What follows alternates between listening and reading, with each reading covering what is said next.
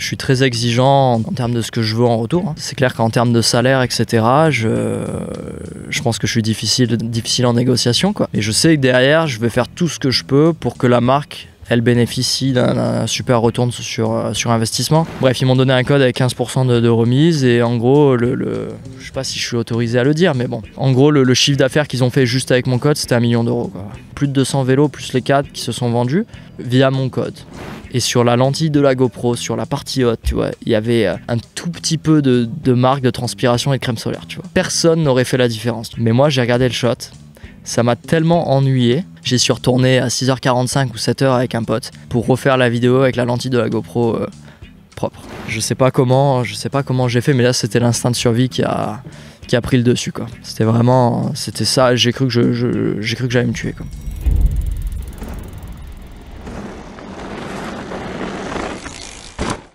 Bonjour et bienvenue dans En roue libre.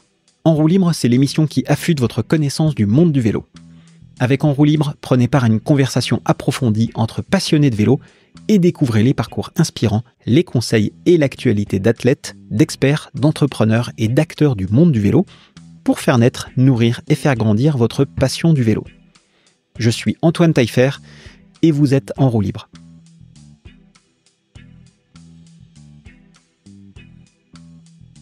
Rémi Métayer est pilote professionnel de VTT. Lorsqu'il est parti rouler à Whistler pour la première fois, Rémi avait un rêve, vivre de sa passion. Un peu plus de 10 ans après, Rémi est devenu l'un des pilotes les plus visibles de sa génération grâce à un style inimitable, un engagement dans tout ce qu'il roule et un niveau technique exceptionnel qu'il met en scène dans des vidéos à la portée mondiale.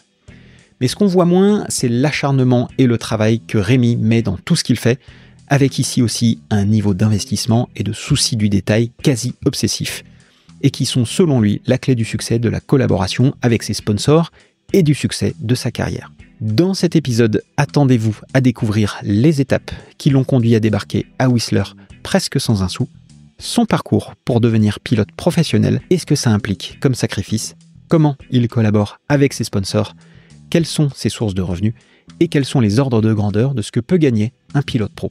Quel impact ces vidéos et ces contenus ont sur les pratiquants, mais aussi sur les ventes de produits de ses sponsors.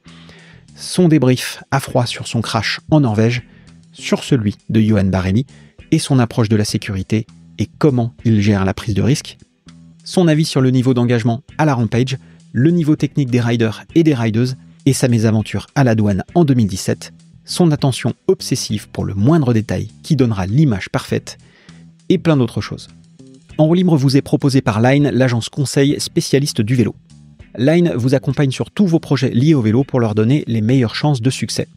Je vous donne plus de détails à la fin de cet épisode ou sur agenceline.fr, agenceline.fr. Juste avant de retrouver Rémi, je voulais remercier celles et ceux avec qui j'ai pu échanger sur Insta, mais aussi sur les événements ou les sorties vélo auxquelles j'ai participé récemment. Avec Florent, mon ami d'enfance qui m'aide sur le montage de ces épisodes, on passe un temps de malade pour vous proposer des épisodes avec toujours un petit truc en plus, que ce soit au niveau de la qualité des invités, de la préparation, du montage, du résultat final, des extraits, etc. Et quand j'entends vos retours sur ce travail, ça donne envie d'aller beaucoup plus loin, notamment en vous proposant des invités anglophones exceptionnels que vous pourrez bientôt écouter en français. D'ailleurs, je vous annonce que dans les prochaines semaines, je sors plusieurs épisodes exceptionnels, comme celui avec Rob Roscope, le créateur de Santa Cruz Bicycle, Fabien Barrel, qu'on ne présente plus, Anne-Caroline Chausson, en grande forme, Christian Taillefer, lui aussi, en très grande forme, et d'autres qui devraient beaucoup vous plaire. Ça nécessite énormément de travail, mais je suis convaincu que c'est ça qui peut faire la différence et qui va continuer à faire grandir En roue libre dans votre cœur. Mais pour ça, j'ai besoin de votre aide, j'ai besoin de vous pour montrer à ces invités et à mes futurs sponsors qu'ils ont tout intérêt à me suivre et à me soutenir. Pour ça, ce que vous pouvez faire, c'est 1. Vous abonner sur YouTube et sur la plateforme d'écoute de votre choix pour ne rater aucun épisode. 2. Me laisser un avis 5 étoiles. 3. Suivre En roue libre sur Instagram. Et 4. Me soutenir financièrement sur la plateforme Tipeee, dont je vous mets le lien dans la description.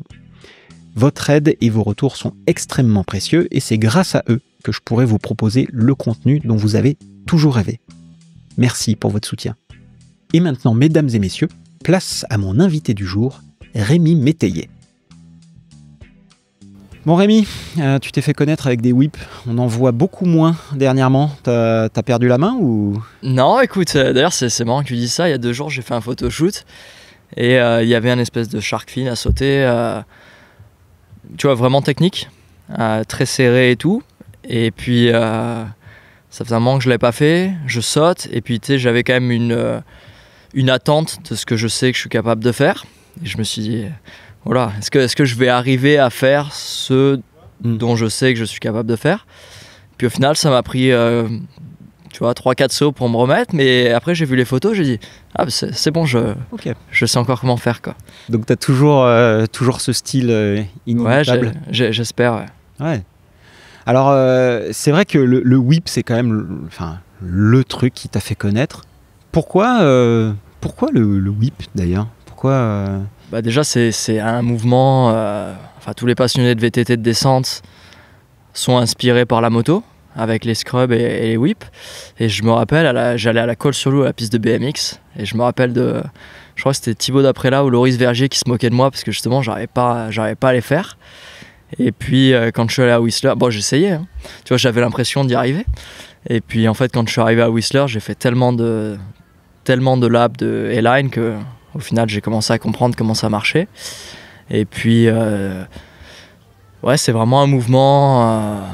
tu sais, t'as pas l'impression de faire c'est pas comme faire un backflip ou faire vraiment une figure, tu vois. C'est vraiment juste un mouvement avec le vélo. Et puis, c'est quand même un bon feeling. Mais les scrubs, c'est vraiment mon truc. Tu vois, les whips, c'est vraiment pour le show. Mais les scrubs, t'as ce sentiment d'efficacité. Et j'ai l'impression, quand j'arrive sur une grosse bosse, j'ai l'impression vraiment de prendre un avantage, tu vois, par rapport à quelqu'un qui sauterait droit, quoi. Et puis surtout, ce qui est bon avec les scrubs, c'est l'aspect de fluidité. Souvent, tu as des sauts où tu prends de la hauteur, mais quand tu atterris, tu as un impact. Et plus tu vas vite, plus tu fais de scrub, moins il y a d'impact. Et parfois, tu arrives à faire des sauts où normalement ça taperait, tu vois, le vélo talonnerait. Et en faisant un scrub, il n'y a plus aucun impact, il n'y a plus de bruit, il n'y a plus rien. Et tu vas plus vite. Okay, et donc ça, c'est vraiment un sentiment... qui est cool, quoi. Alors c'est stylé, c'est efficace, ça vient de la moto, ça vient de la race. Toi, est-ce que c'est la race qui t'a qui était le truc qui te faisait le plus vibrer, ou est-ce que tu étais plutôt freeride, enduro tout de suite? Ça a toujours été la race et le freeride. À l'époque, le freeride n'existait pas. Ce qui m'a vraiment apporté dans le VTT, c'était les courses de descente. C'était de voir, c'était à l'époque de Nicolas Vouilloz, un peu après Fabien Barrel. Donc tu vois, c'était milieu des années 90, début 2000, c'était vraiment la race. Et après, le freeride, pour moi, ça a été vraiment l'époque des New World Disorder 4. Tu vois, c'était vraiment, je me rappelle, j'avais acheté un magazine Big Bike et ça venait avec le New World Disorder et je l'ai regardé en boucle, tu vois. Mais le freeride, c'était, si tu veux, en tout cas en France, là où j'habitais, il n'y en avait pas vraiment, quoi. C'était plutôt la race. D'ailleurs, toi, t'es du côté de Nice. Côté Nice. Donc effectivement, il y a plutôt des racers. C'est ça, mais tu vois, pour l'anecdote, j'avais fait un stage de 4e, je crois que c'est 4e, on faisait des stages. Stage de 4e, et j'avais fait ça à l'ONF avec, alors toi, j'imagine, tu dois te rappeler, le Team Ips. Attends, ça te parle? Le Team Ips? Ouais, non. C'était un team de freeride qui est justement pas trop loin de... Ouais. Je sais plus où ils étaient exactement, mais entre Fréjus et Marseille, quoi. Ouais. Et Jean-Marc, du Team Ips. C'était à l'époque, il roulait des Vario avec des Marzocchi, qui construisaient des bosses et tout. J'avais fait un stage de 4e à l'ONF avec Jean-Marc du Team Ips, qui bossait à l'ONF, tu vois. Ça s'invente pas. Ok. Et puis, tu vois, c'était un peu la première fois que j'étais exposé à ça. Mais c'était vraiment la race qui m'a attiré dans le VTT, et puis un peu après le freeride. Mais tu vois, à l'heure d'aujourd'hui, je suis la descente autant que le freeride, quoi. Et je fais les deux. Okay. Enfin, je fais tout. À l'époque, donc, tu nous parlais de Nico Vouilloz. C'était qui je sais pas, tes idoles? T'avais des gens que t'admirais? Nico Vouilloz, quand j'avais 6 ans, pour mon anniversaire, ça j'oublierai jamais. Donc je suivais les courses, j'avais 6 ans, quoi. Ouais. Donc je regardais... mon père faisait du VTT, donc il me montrait un peu ce qui se passait, quoi. Et je me souviens, Nicolas Vouilloz était chez GT. C'était avant qu'il passe chez Sun. Ouais. Et ma mère lui avait envoyé une lettre et il m'avait envoyé une photo dédicacée. Et tu vois, il avait pris le temps de faire ça. Et j'ai jamais oublié, quoi. C'était vraiment cool, quoi. C'était une photo de lui sur un chemin, je sais pas, Cap d'Aille ou je sais pas où. Il était sur son GT avec la petite suspension derrière la tige de sel. Et puis c'était vraiment cool, quoi. C'est fou parce que on en parle régulièrement avec des invités. On en a parlé avec Olivier Bossard, avec Loïc, avec Fabien Barrel que j'ai vu hier, de cette influence. On parle d'influenceurs aujourd'hui, mais c'est vrai qu'un Nicolas Vouillos qui t'envoie une carte postale, enfin une carte dédicacée alors que tu as 6 ans, c'est un truc, tu te dis, ça te marque à vie. Ouais. J'aimerais qu'on en parle un petit peu plus tard dans la création de contenu et l'influence, mais toi, est-ce que tu as le sentiment qu'aujourd'hui tu influences des gens, à ton tour, tu transmets cette passion? J'espère, ouais. J'espère, c'est quand même le but, hein. Au final, ce que je fais, c'est prendre ma passion du VTT et la partager. À l'heure d'aujourd'hui, j'espère que les gens tu vois, prennent leur vélo et parfois vont, que ce soit venir à Squamish et regarder, Squamish ou peu importe où je suis allé, et tu vois, voir un saut que j'ai fait, une vidéo, et puis regarder et se dire, ah tiens, ça c'est ce que Rémi ou Johan a fait, et j'ai envie de le voir, ou tu vois, de peut-être d'essayer ou quoi que ce soit, ou alors que ce soit avec les produits, tu vois, les produits que je mets en avant.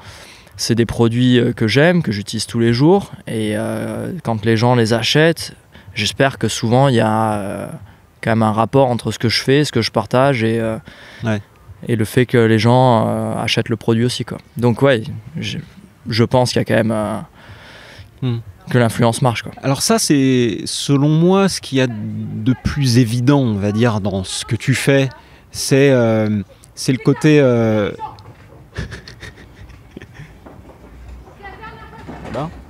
Elle n'est pas contente, elle. Ouais. Quelqu'un qui passe en criant derrière sur son fils, ce qu'on adore tous. C'est le côté le plus évident, c'est-à-dire tu mets en avant des produits, tu as des marques partenaires, etc. Et donc effectivement derrière tu espères, et les marques espèrent que les gens vont acheter tes produits, les produits que tu mets en avant. Moi je parlais plus de l'influence que tu pourrais avoir sur des jeunes, sur nourrir leur passion du vélo, leur donner envie de suivre ton parcours, de faire comme toi, et de devenir peut-être pro en vélo, quoi, ou en tout cas de vivre de leur passion. Je vois, évidemment, tu sais, je reçois quand même beaucoup de messages, et c'est voir les réactions des gens, c'est quand ils me voient sur les pistes de vélo, quoi.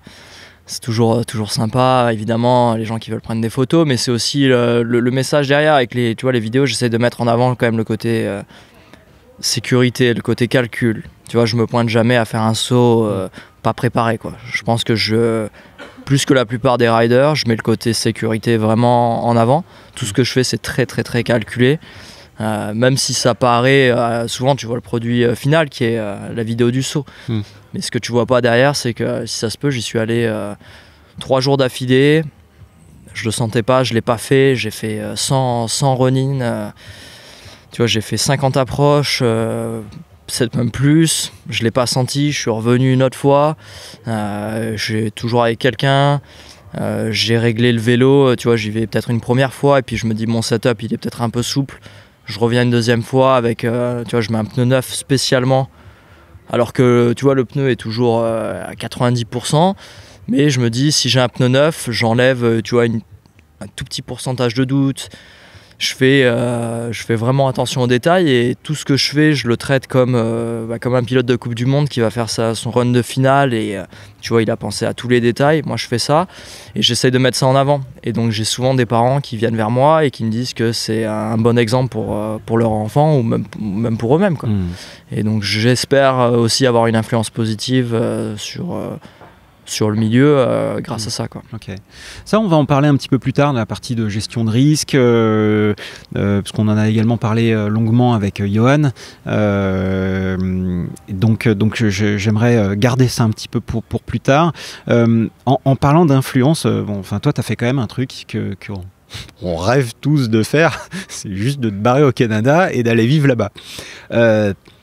C'est entre le penser, le rêver et le faire, il y a une différence, il y a un pas que toi t'as franchi. Tu vois, moi j'ai été influencé.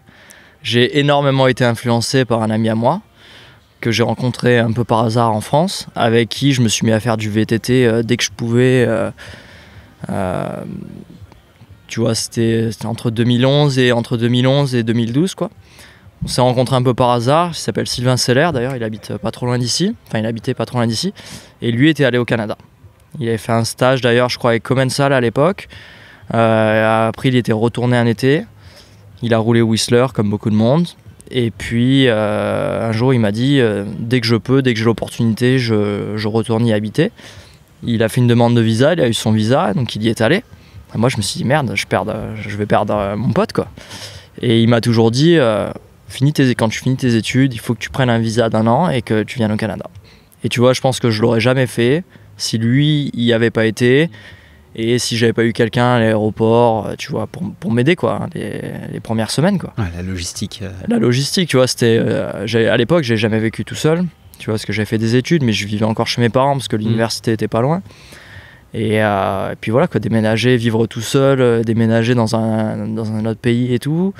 C'était un gros risque aussi financièrement, quoi. À l'époque, tu vois, j'avais, je sais pas, 5 000 € de côté, quoi. Donc si ça marche pas, les 5 000 €, tu les as vite dépensés, quoi. Ouais. Et tu repars vite de zéro. Donc tu vois, j'ai été influencé donc, par mon pote. Et puis après, bon, tout a fonctionné. Tu vois, j'ai eu beaucoup de chance derrière. Mais au départ, tu vois, sans cette personne-là, je pense que j'y serais jamais allé, quoi. Ok. Alors comment ça se passe cette première saison que t'as passé là-bas? T'arrives, bon, t'as vu tout ça dans les vidéos et tout. Comment? Déjà, j'arrive fin février. Ah ouais. Fin février, tu vois, il fait froid. Enfin, il fait froid. Il fait pas si froid que ça à Vancouver, mais il pleut tous les jours, quoi. Ça s'arrête jamais, quoi. Et là, je comprends, je me dis, ça va être dur. La première fois que je fais du VTT, on me prête un vélo et c'est de nuit sous la pluie. Parce qu'en fait, tu sais, il fait nuit bon, c'est un peu comme en France, quoi. Il fait nuit à peu près au mois de février, il fait nuit à, je sais pas, 5h30, mais tout le monde travaille. Et là, je m'aperçois qu'en fait, les gens, il n'y a rien qui les arrête, quoi. Il pleut, il fait nuit, ils font quand même du vélo, quoi. Et ça, c'est un truc qui m'a vraiment marqué, quoi. Moi, je me suis dit, on peut pas faire ça demain à midi, quoi. Et ça m'a vraiment marqué. Et puis de là, voilà, c'est un peu ma première expérience. Je fais 2-3 mois à Vancouver et après je déménage à Whistler début mai quand le bike park, enfin mi-mai quand le bike park ouvre. Là, je trouve un job dans un magasin de VTT. Sauf que le job, en fait, j'avais fait l'interview au mois d'avril. Ils me disent pas de souci. Et quand je me pointe pour voir mon emploi du temps, en fait, ils me disent ah bah tu commences 1er juillet, quoi. En fait, quand la saison de VTT elle commence mi-mai, quoi. Mais si tu veux, ça devient vraiment très occupé à partir de début juillet jusqu'à fin août, quoi. Et puis là, je me dis qu'est-ce que je vais faire pendant 1 mois et demi, quoi. Et j'ai essayé de trouver d'autres jobs et j'ai vraiment c'était dur de trouver des boulots. Alors il y a dans la restauration, mais tu vois, c'était pas vraiment mon truc. J'avais aucune expérience, pas un truc qui m'intéressait et tout. Au final, j'ai rien trouvé on va dire d'intéressant et je me suis mis à faire du vélo tous les jours, quoi. Donc, c'était pas plus mal, quoi. Ah, mais bon, j'avais aussi envie de travailler quand même pour la partie sécurité financière, quoi. Ouais. Donc au final, je mangeais des trucs qui coûtaient pas cher, je sortais pas, je buvais pas, tu vois, j'économisais de partout juste pour pouvoir rouler, quoi. Et je me suis mis à rouler beaucoup. Et alors, t'as fait toute la saison? J'ai fait toute la saison. T'as poncé le bike park? Je crois que j'ai roulé 106 ou 114 jours, un truc comme ça. Et j'ai fait une moyenne de 10 laps par jour à peu près. Donc ça fait beaucoup. Et t'avais un forfait saison? J'ai un forfait saison. Ça, le forfait saison est pas très cher. Ouais. Quand tu habites là-bas, tu te poses même pas de questions, hein. Forfait saison, à l'époque, c'était, tu vois, en euros, ça aurait dû faire 350, 400 €. Oui, sachant que la journée, elle est à 75 $ c'est ça. Sur place. En fait, les forfaits saison sont vraiment attirants. Par ouais. contre, les forfaits journée sont très chers. Ok. Bon, si vous allez à Whistler, sachez-le, Voilà, c'est pas donné. c'est ça. Donc là, tu fais cette saison. Ça aurait pu s'arrêter là. Enfin, tu fais quoi? Tu rentres à la maison? Le but, c'était de faire 1 an. Ouais. Et puis de voir. Mais très rapidement, je suis vraiment tombé amoureux avec le pays, la nature, les opportunités. Sauf qu'en parlant d'opportunités, moi j'ai fait une école de commerce en France. Donc j'avais un diplôme de l'ESPEM, qui est une école de commerce sur Nice. Et puis malgré, tu vois, des bonnes notes, etc., je m'aperçois qu'en fait le diplôme, quand tu arrives là-bas, il vaut strictement rien, quoi. Ça vaut vraiment rien, quoi. Et puis je m'aperçois qu'essayer de trouver un job en rapport avec mes études, c'est très très dur. Et j'imagine c'est en grande partie à cause de mon anglais. Tu vois, mon anglais était bon, mais pas suffisamment bon pour bosser dans des jobs de marketing, quoi. Donc tu vois, des trucs où il va falloir écrire, je sais pas, faire des newsletters, j'ai un site internet, etc. où il y a tout qui est en anglais. Mais au final, tu vois, ça m'a vraiment handicapé, j'ai absolument rien trouvé. Mais mon objectif, quand je suis arrivé à Whistler, c'était, en France, j'avais des co-factories avec... tu vois, j'avais un co-factory avec Specialized, donc vraiment le niveau de sponsorship le plus bas, en fait. J'avais un magasin qui m'aidait, mais c'était vraiment un niveau super amateur. Mais j'ai toujours essayé de faire les choses très très professionnelles. Je savais que j'allais jamais gagner de Coupe du Monde, mais je me suis dit, je vais essayer de faire vraiment le meilleur travail possible pour mettre en avant, tu vois, les gens qui me supportent. Et je me suis aussi dit, ça va m'aider à trouver des jobs. Parce que dans le marketing du VTT, bon, c'est bien de connaître le milieu, mais si en plus de ça, tu sais faire du vélo, je pense que tu as quand même un avantage sur ta compétition. Et j'ai voulu faire pareil au Canada, en fait. Je faisais des applications pour des jobs et j'essayais d'avoir un CV professionnel, mais aussi un CV entre guillemets sportif, pour montrer que voilà, je savais faire du vélo. Surtout au Canada, j'ai l'impression que t'as vraiment une attitude, tout le monde est pote avec des pros, tout le monde connaît les pros, parce qu'au final c'est Vancouver, Whistler, c'est pas si grand que ça, quoi. Et c'est la zone, et la scène est très concentrée, tous les pros ont travaillé à des bike shops, tous les pros connaissent les marques, les représentants, etc. Donc bon, si tu sais faire du vélo, je pense que t'as vraiment un avantage. Donc en fait ça a commencé en essayant de faire en fait un CV sportif, et je me suis dit, voilà, j'ai créé Instagram à l'époque, pour essayer de mettre en avant le fait que, voilà, que je savais faire du VTT et que je savais être professionnel, quoi. Et ça a commencé comme ça. Alors j'ai l'impression qu'il y a quand même un truc là-bas qui fait que si tu es à peu près bon, si tu sais faire du vélo et que tu passes un peu de temps et que tu as le temps de rouler à Vancouver, Whistler et Squamish, enfin dans les zones aux alentours, tu peux quand même vite prendre du niveau de par... toutes les infrastructures qui sont mises en place, les trails, les réseaux de trails, mais aussi parce que y a quand même des bons, quoi. Et tu peux vite progresser. Ouais, il y a beaucoup de niveaux, hein. C'est un peu... alors, mais c'est différent. Tu as énormément de gens qui sont très bons techniquement, et physiquement, mais l'aspect compétition est beaucoup moins important qu'en France. Après, le niveau en France, c'était... Là, il fait que monter, évidemment, mais à l'époque, c'était déjà hallucinant, quoi. Les courses régionales, tu vois, avec Nicolas Vouilleuse, Fabien Barrel, plus Loris Vergier, Loïc Bruni, Daprella, Barelli, tu vois, tous ces noms-là, qui sont encore dans le milieu et qui sont encore maintenant au sommet, quoi. Tu vois, au Canada, il n'y avait pas vraiment ça, quoi. Si tu veux, les courses... Il y avait pas ce niveau-là en course. Par contre, en freeride, au côté technique, en termes de style et tout, je pense que c'était un niveau... c'était un peu un niveau au-dessus, tu vois, voilà, grâce au freeride, parce que tu avais le côté un peu... Voilà, tu avais les infrastructures. Donc en termes de saut, des gens qui savent bien sauter à Whistler, t'en as des centaines, quoi. Tu vois, alors qu'en France, j'ai l'impression que ça change. Ça change parce qu'il y a de plus en plus d'infrastructures et tout, mais après ça veut pas dire par rapport au niveau technique, parce que comme on le sait, le niveau technique, si tu prends les gens qui roulent dans les sentiers dans l'arrière-pays où tu as des épingles à cheveux en gravier, c'est aussi un niveau technique qui est très élevé, quoi. C'est juste différent. Je pense que tu prends n'importe quel rider français qui est très bon sur des sentiers pédestres, qui sont un peu bizarres, tu le mets au Canada sur des rock slabs, il sait pas forcément faire au départ parce qu'il a jamais fait.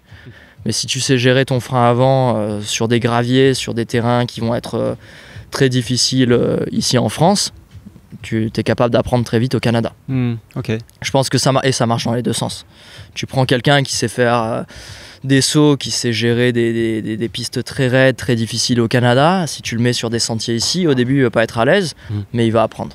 Et c'est d'ailleurs la raison pour laquelle Laurent Delorme du team Specialized Gravity me disait qu'il avait demandé à Finales de passer un petit peu plus de temps en Europe, parce que justement les trails, enfin en tout cas les pistes étaient un peu différentes, et que ça lui permettait d'enrichir son niveau de pilotage, ses skills, pour s'adapter mieux aux pistes, quoi. Bien sûr. Ouais. Et je pense que c'est pareil, ça marche dans les deux sens. Les pilotes français, tu vois, passer du temps sur des bike parks à faire beaucoup de sauts, etc., ça va leur donner un avantage. Parce que c'est pas forcément là où, à l'époque, les Français étaient les meilleurs. Même Loïc Boigny, Loris Vergier, quand ils sont arrivés sur les Coupes du Monde, sauter, tu vois, le style en l'air et tout, c'était pas la folie. Évidemment, ils l'ont pris très vite en pratiquant. Mais je me souviens, c'était...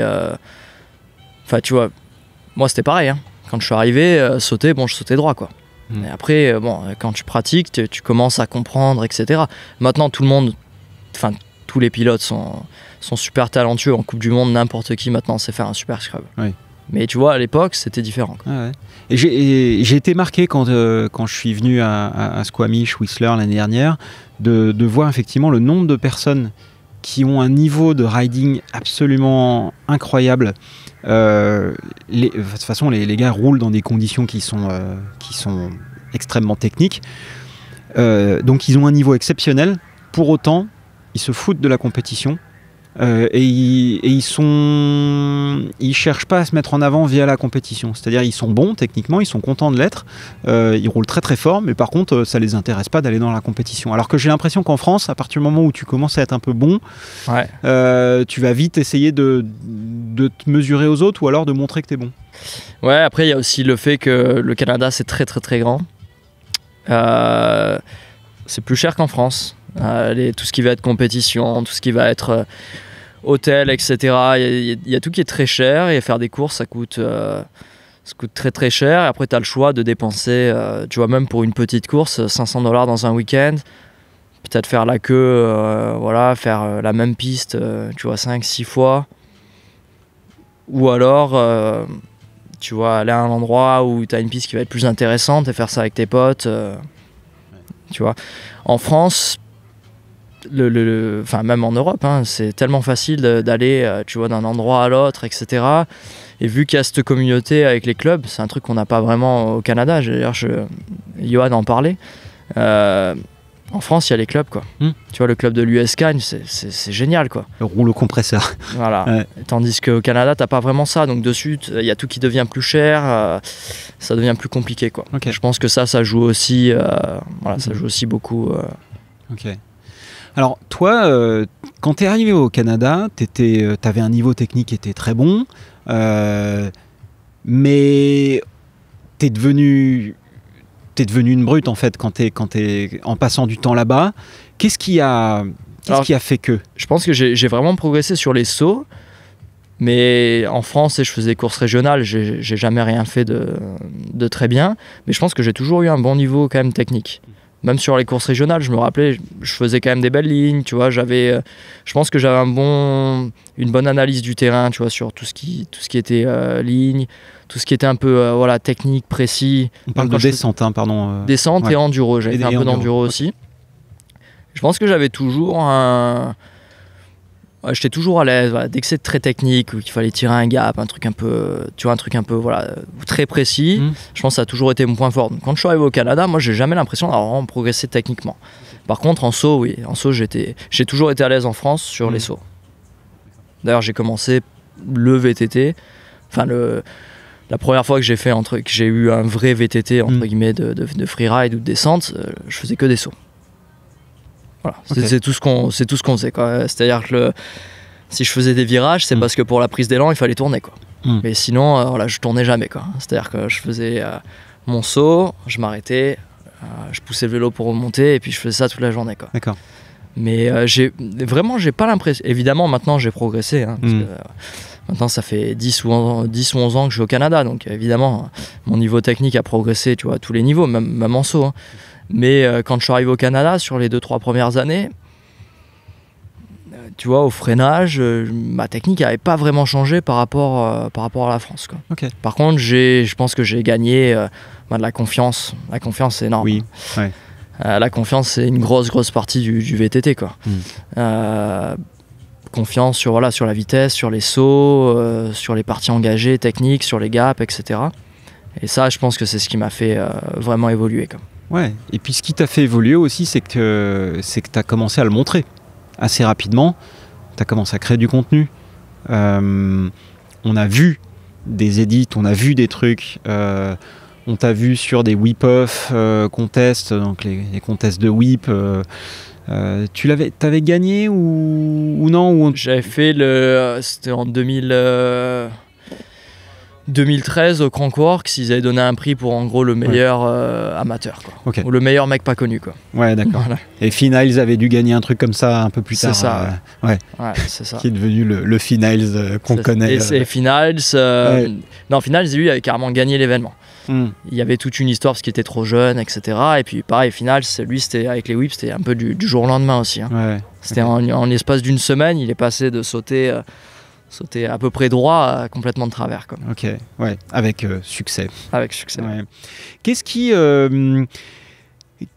t'a le plus aidé dans ta visibilité, dans le fait que tu es devenu pro, que tu vis aujourd'hui du vélo? Évidemment, ça s'est fait au fil de l'eau et ça s'est pas fait du jour au lendemain, mais est-ce qu'il y a un événement ou un truc en particulier qui a été le déclic? Je pense qu'il y a deux trucs très importants. En termes de qualité, je pense que ça a vraiment été la rigueur et le travail. Okay. J'ai jamais... comment on dit en français? Alors j'ai un mot, mais c'est un gros mot. Vas-y. J'ai jamais été un branleur. Ok. Alors, je sais pas quoi. Feignant. Ouais. Voilà. Feignant, c'est peut-être la partie un peu pigée. Ça va. Mais j'ai toujours travaillé très très très dur pour ce qui me plaisait. Mais ça, je pense que c'est vraiment la qualité principale qui m'a permis d'arriver là où je suis aujourd'hui. C'est vraiment le travail, la rigueur. Tu vois, et puis j'abandonne jamais, quoi. Quand je veux un truc, généralement, il n'y a pas grand-chose qui m'arrête. Jusqu'à l'obsession, presque. Ouais. Et après, le côté... j'ai pas eu le choix, quoi. Parce que j'ai eu un premier visa. À l'époque, le visa vacances-travail, c'était 1 an. Maintenant, ils l'ont changé à 2 ans. Donc, j'ai eu un visa d'1 an. Avec pas de possibilité de le renouveler, quoi. Donc, après les 1 an, si tu veux, ça s'arrête, quoi. Tu peux rester au Canada pendant 6 mois en tant que touriste, mais tu peux pas bosser, quoi. Et j'ai essayé de trouver des jobs. Donc, l'autre option, c'est tu fais un visa de vacances-travail, je dis vacances-touristes, un peu ce que la plupart des gens font, hein, mais moi aussi, hein, parce que j'ai pas beaucoup travaillé la première année. Mais donc tu fais ce visa vacances-travail, et après généralement tu essaies de trouver une entreprise qui peut te sponsoriser pour un autre visa jusqu'à ce que tu aies la résidence permanente. Sauf que moi je trouvais pas vraiment de job, et puis j'avais le vélo qui commençait à bien marcher, et puis je me suis dit... D'ailleurs, c'est mon père qui m'a jamais vraiment supporté en termes de VTT. Tu vois, j'ai eu énormément de support pour faire des études, mais le VTT, ça n'a jamais été quelque chose qu'ils ont supporté.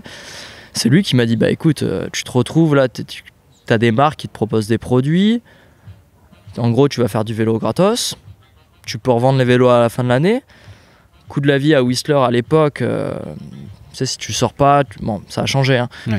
Mais si tu sors pas, tu vois que tu manges des pâtes, t'arrives avec ta pas de voiture, t'arrives à vraiment pas dépenser beaucoup. Donc en gros, c'est même lui qui m'a dit, fais 1 an comme ça et tu vois où ça va, quoi. Donc j'ai fait ça, ça a marché, j'ai eu d'autres opportunités et puis surtout, j'ai pas eu de choc. Parce qu'après, j'avais plus de boulot. Par contre, si t'es athlète professionnel, entre guillemets, quand tu passes la douane, si t'es payé en France, tu payes tes taxes en France, et que tu as, entre guillemets, suffisamment d'argent pour être capable de rester au Canada pendant 6 mois sans travailler, la douane au Canada te laisse rentrer. Donc c'est ce que j'ai fait, en fait. Ok. Donc concrètement, comment ça s'est... Voilà, c'est comme ça, avec les sponsors, donc j'ai commencé à gagner ma vie comme ça. J'ai réussi à rester au Canada, et en 2017, le Canada a fait un programme qui s'appelait l'Entrée Express. Ça y est toujours d'ailleurs. C'est un système de points qui est basé entre ton âge, ton expérience professionnelle, tes capacités en anglais et en français, puisqu'il y a 2 langages officiels au Canada. Donc évidemment, la partie du Canada de Vancouver, personne parle français. Mais malgré tout, au Canada, tu as 2 langages officiels, donc tu as un système de points en fait. Et j'ai réussi avec ce système de points, vu que j'avais fait des études, donc tu as tes diplômes aussi qui rentrent en jeu. Je me suis retrouvé vraiment avec le système de points limite, tu vois, pour faire une demande de résidence permanente. Et donc depuis 2017, je suis au Canada, en fait, sous la résidence permanente. Et alors, pour revenir peut-être un peu plus spécifiquement sur le côté devenir pro, je comprends que tu n'as pas eu le choix et que du coup tu t'es un peu botté le cul, mais techniquement, en fait, comment ça s'est fait? C'est-à-dire qu'à un moment donné, tu es allé voir des sponsors et tu leur as dit, bon, écoutez, je vous propose ça, ou tu avais la visibilité, donc ça suffit? Non, alors 2013, donc j'avais ces espèces de petits cofacs en France avec un tout petit peu de support. J'ai eu la même chose quand je suis arrivé au Canada. En fait, parce que j'avais bossé chez Giant Canada, je montais les vélos d'ailleurs du Whistler Bike Park avec Matt Beer, qui d'ailleurs maintenant bosse chez Pink Bike. Donc on préparait les vélos pendant 2 mois avant qu'ils aillent au bike park pour la location. Et en gros, j'ai eu un deal employé, si tu veux, sur un vélo. Mais ils ont tourné ça un peu comme une espèce de co-factory. À l'époque, j'avais Shimano aussi qui m'avait aidé. Il lançait le groupe Shimano-Z. Et le représentant Shimano sur Vancouver m'avait aidé avec Shimano. Donc j'avais quelques produits Shimano. J'avais 2-3 petits sponsors comme ça. Et donc j'ai essayé d'avoir cette image un peu pro. Smith Optic qui m'avait filé des trucs. Descent Lab d'ailleurs, les chaussettes qui m'aident encore. Le magasin Whistler, tu vois, c'était tous des petits... c'était que du produit. Hein, ou des discounts sur les produits. Ça a commencé comme ça. Et après, j'ai fait 2 vidéos à Whistler qui ont vraiment bien marché. J'ai commencé à avoir pas mal d'articles. Les gens ont commencé vraiment à parler de moi. Et je me suis fait inviter à une course de DH urbaine d'ailleurs au Mexique, où j'avais fait à l'époque 5e. Ça a commencé à marcher comme ça. Et j'ai essayé de chercher des partenaires. Giant n'était pas intéressé. Et à l'époque, je parlais avec Nico Brisin de Van Season. Et lui m'a dit et Commensal. Et c'est comme ça que ça a commencé. Donc j'étais en contact avec Commensal. Commensal m'a aidé. Et puis quand j'ai eu Commensal, il y a eu Boss Suspension derrière.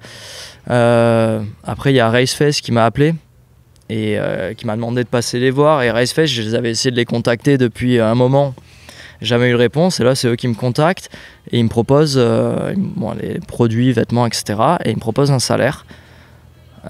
C'est eux qui me proposent. Hein. Tu vois, moi à l'époque, j'avais pas la confiance de demander parce que je pensais pas avoir la valeur pour mériter un salaire, si tu veux. Et ils m'ont offert, c'était $2000 par an, quoi. Tu vois, sur un an, quoi. Mais à l'époque, tu vois, je suis sorti du rendez-vous, je me suis dit, ils s'en foutent, quoi. Pourquoi ils me payent? Tu sais, je mérite pas, quoi. Moi, s'ils me donnent des produits, je suis content. Et puis, ça a commencé comme ça, quoi. Une fois qu'eux m'ont payé, je me suis dit, c'est que je mérite je me suis dit, je le mérite. J'ai fait une autre saison où j'ai refait d'autres vidéos qui ont bien marché. Et après, toutes les autres marques ont commencé, en fait, à me payer, quoi. Mais bon, je l'ai demandé. Commensal, Raceface, il y avait qui d'autre?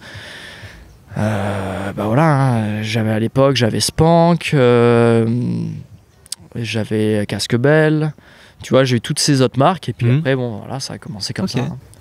Donc comme la plupart des riders en fait, tu commences petit et puis après petit à petit ça monte. Il faut bosser quoi. Hein. Bien sûr. Justement en parlant de bosser, parce que on parlait un peu du côté obsessionnel, côté pro. C'est quoi ton attitude? C'est quoi ton éthique de travail vis-à-vis des sponsors?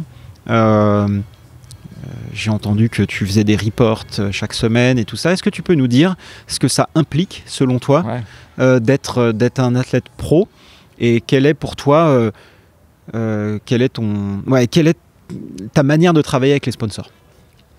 C'est toujours pareil, hein. C'est comme n'importe quel métier, quoi. Tu peux, c'est vraiment je pense que les gens vont bien comprendre. C'est dans n'importe quel domaine, c'est toujours pareil.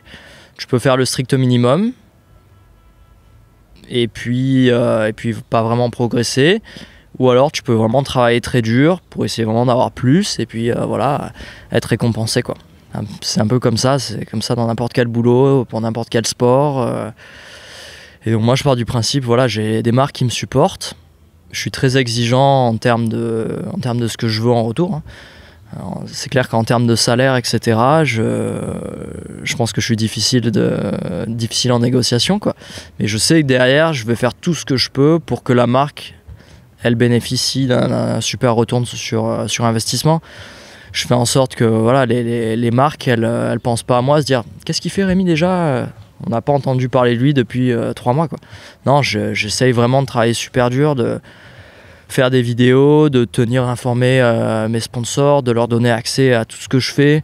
Tu vois, j'ai un document où ils ont accès à toutes mes photos, toutes mes vidéos. C'est facile d'être organisé, donc n'importe quelle marque, hein, que ce soit Propane, enfin que ce soit les plus grosses marques ou les plus petites marques. Si jamais ils ont besoin de photos de mes vélos, tu vois, ils n'ont pas besoin de me demander, quoi. Ils vont sur le document, ils vont chercher. Y a une partie avec voilà, photos des vélos, quoi. Et c'est tout organisé par vélo. Pareil, après j'ai des photos de produits, des vidéos. J'essaie d'être super proactif pour qu'en fait donner aux marques tout le contenu, tous les assets dont ils auraient besoin, quoi, pour rendre leur boulot facile, quoi. Après, en échange, moi, je vais être très demandant avec ce que je veux, quoi. Mais tu vois, je pense que tu peux faire un peu la métaphore avec un team de Coupe du Monde. T'as le team Gravity avec Loïc et Laurent Delorme. J'imagine que lui aussi est très très exigeant avec ce qu'il veut, voilà, des marques avec qui il travaille. Après, en retour, j'imagine qu'à tous les niveaux, ils sont ultra professionnels, ultra proactifs. Les marques, elles ont tous les retours, toutes les photos, tous les résultats. Ils ont des newsletters qui partent toutes les semaines, etc. Voilà, moi, c'est un peu pareil, quoi. Ok. Alors, sans forcément rentrer dans les détails ou les chiffres ou autres, j'aimerais comprendre, avoir des ordres de grandeur, parce que on dit pilote pro. Ok, tu fais du vélo, t'es pilote pro, mais est-ce que tu peux nous dire les pilotes pro de ta dimension, on va dire, avec le travail que tu fais, est-ce que tu as des références que tu peux nous donner un peu des ordres de grandeur? Des ordres d'idées, ouais. Ouais, je veux pas dire moi ce que je gagne, mais des ordres d'idées, déjà c'est comme dans n'importe quel sport, tu as des différences qui sont énormes. Tu vois, les Coupes du Monde, tu as des pilotes qui gagnent rien du tout et qui font des beaux résultats. Et après, tu as des pilotes voilà, qui tournent autour avec tous les sponsors, qui tournent autour qui s'approchent du million, quoi. Pour ce que je fais, c'est un peu pareil, quoi. T'as des gens qui travaillent dur, qui font plein de vidéos à droite à gauche, qui gagnent pas grand-chose. Et après, t'en as qui gagnent très bien leur vie. Maintenant, avec YouTube, tu peux faire un peu des calculs, hein, sur des vues, etc. Moi, YouTube, c'est pas vraiment... Si tu veux, je le fais parce que c'est un bénéfice pour mes sponsors, pour la communauté qui me suit. Mais financièrement, pour moi, quand tu fais le ratio travail-revenu de YouTube, si j'avais pas de sponsor, ça serait pas intéressant. Ouais. En fait, Aurélien Fontenoy nous avait dit un petit peu ce qu'il faisait. Lui, ça tournait aux alentours de 8-10 000 euros par mois à peu près. Ouais. Sachant qu'il avait, à l'époque, il avait entre 800 000 à peu près 800 000 abonnés. Enfin, donc, effectivement... moi, Après, attention, c'est 8-10 000 euros, c'est ce que YouTube te paye. Oui, c'est ça. Mais après, il faut voir ce que toi, tu as investi. C'est ça, ce que les gens ils voient pas forcément, c'est qu'une carrière de VTT, si tu regardes ce que tu touches, imagine tu gagnes 100 000 euros par an. 100 000 euros par an, ça paraît énorme. Mais si tu dois payer toi tous tes trajets, toutes tes courses, si dans tes 100 000 euros, tes sponsors attendent que ce soit toi qui finances les vidéos, etc., et que tu dépenses, à la fin, tu te retrouves avec pas grand-chose, quoi. Ouais. Donc il faut vraiment, voilà, dans les salaires et tout, il faut voir comment c'est découpé. Et ce qui est intéressant, c'est qu'il y a tous les riders font un peu différemment. Tu vois, moi, avec mes sponsors, je gère tout, c'est moi qui gère tout. J'ai mes salaires, mais dans mes salaires, ça inclut pas des shoots spécifiques pour les marques. Oui. Voilà, c'est-à-dire que ça inclut ce que moi je fais de mon côté, ce que je finance moi-même, ce qui va être voilà, toutes mes vidéos quand j'ai un petit projet en tête, etc. Par contre, une marque, peu importe la marque, qui me dit bon, bah, on lance un produit, on aimerait t'utiliser, que ça va nous faire un photoshoot qui va faire 2 jours, on veut que tu ailles à tel endroit, voilà, ça c'est en plus. Ça sort pas de mon salaire. Mais voilà, c'est super intéressant. Maintenant, il y a différentes sources de revenus, hein, que ce soit avec YouTube, avec les sponsors. Si tu fais des projets avec des organismes de tourisme, tu vois, des stations, il y a plein de trucs. Mais ouais, pour revenir au salaire, c'est difficile de faire un montant. Mais il y a tellement de nuances, mais c'est entre 0, parce que le minimum c'est 0. Il y a plein de gens qui font ça gratuitement, quoi. Et puis bon, voilà, ça monte. T'as pas tellement de limites, hein. Si tu prends un mec comme Fabio Wimmer, c'est l'extrême, mais c'est sûrement l'athlète le mieux payé en VTT à l'heure d'aujourd'hui. Mais voilà, après, j'aimerais bien te donner une idée de ce que c'est un partenariat cadre, mais ça varie énormément. Ok, j'ai pas de toute façon besoin de rentrer dans les détails, on n'est pas là pour faire du journalisme, mais l'idée pour moi c'est plutôt de comprendre en fait comment ça fonctionne et également donc les différentes sources de revenus. Donc tu parlais donc des contrats avec les marques qui vont te donner du financement, plus du matériel, YouTube qui paye, c'est toujours ça de prix. Voilà, c'est ça. Moi je le vois comme du bonus. Ouais, c'est du bonus, c'est toujours mieux qu'une claque sur le cul. Ensuite, toi tu fais beaucoup d'affiliations. C'est-à-dire que tu donnes des codes où les gens peuvent aller acheter un produit avec le code Rémi 10 ou j'en sais rien. Ouais. On en a un petit peu parlé aussi avec Johan, mais j'aimerais comprendre, est-ce que toi tu as la visibilité sur ce que tu es capable de vendre? Puisque finalement les marques c'est ce qu'elles recherchent et les codes permettent ça. Est-ce que toi tu as une réelle influence, pour continuer sur ce thème-là, est-ce que tu as une réelle influence sur les ventes des marques, des produits que tu mets en avant? Est-ce que tu es capable de mesurer? Est-ce que ça, pour le coup, tu peux donner des chiffres, pas en valeur, mais plutôt en volume? Bah écoute, alors ça pareil, c'est un sujet un peu délicat, ça dépend plein de trucs. Donc chaque marque, il y a plusieurs marques avec qui je fais ça, où j'ai une affiliation, où tu peux utiliser mon lien, et derrière le consommateur a aucun avantage. Pas de réduction, voilà, juste toi tu mets en avant, je peux mettre en avant par exemple un vélo propane. J'ai voilà, ça c'est mon nouveau vélo, si vous voulez l'acheter, regardez, utilisez ce lien là, et les gens utilisent le lien, mais eux n'ont pas d'avantage particulier. Okay. C'est juste qu'ils passent par toi, et que toi en fait ça te permet d'être rémunéré d'une... Alors 2 choses, il y a des fois je peux être rémunéré, il y a des fois je le fais avec des marques, c'est juste pour qu'ils voient le trafic. Moi j'ai pas de rémunération derrière, par contre je m'en sers à mon avantage pour négocier un plus gros salaire.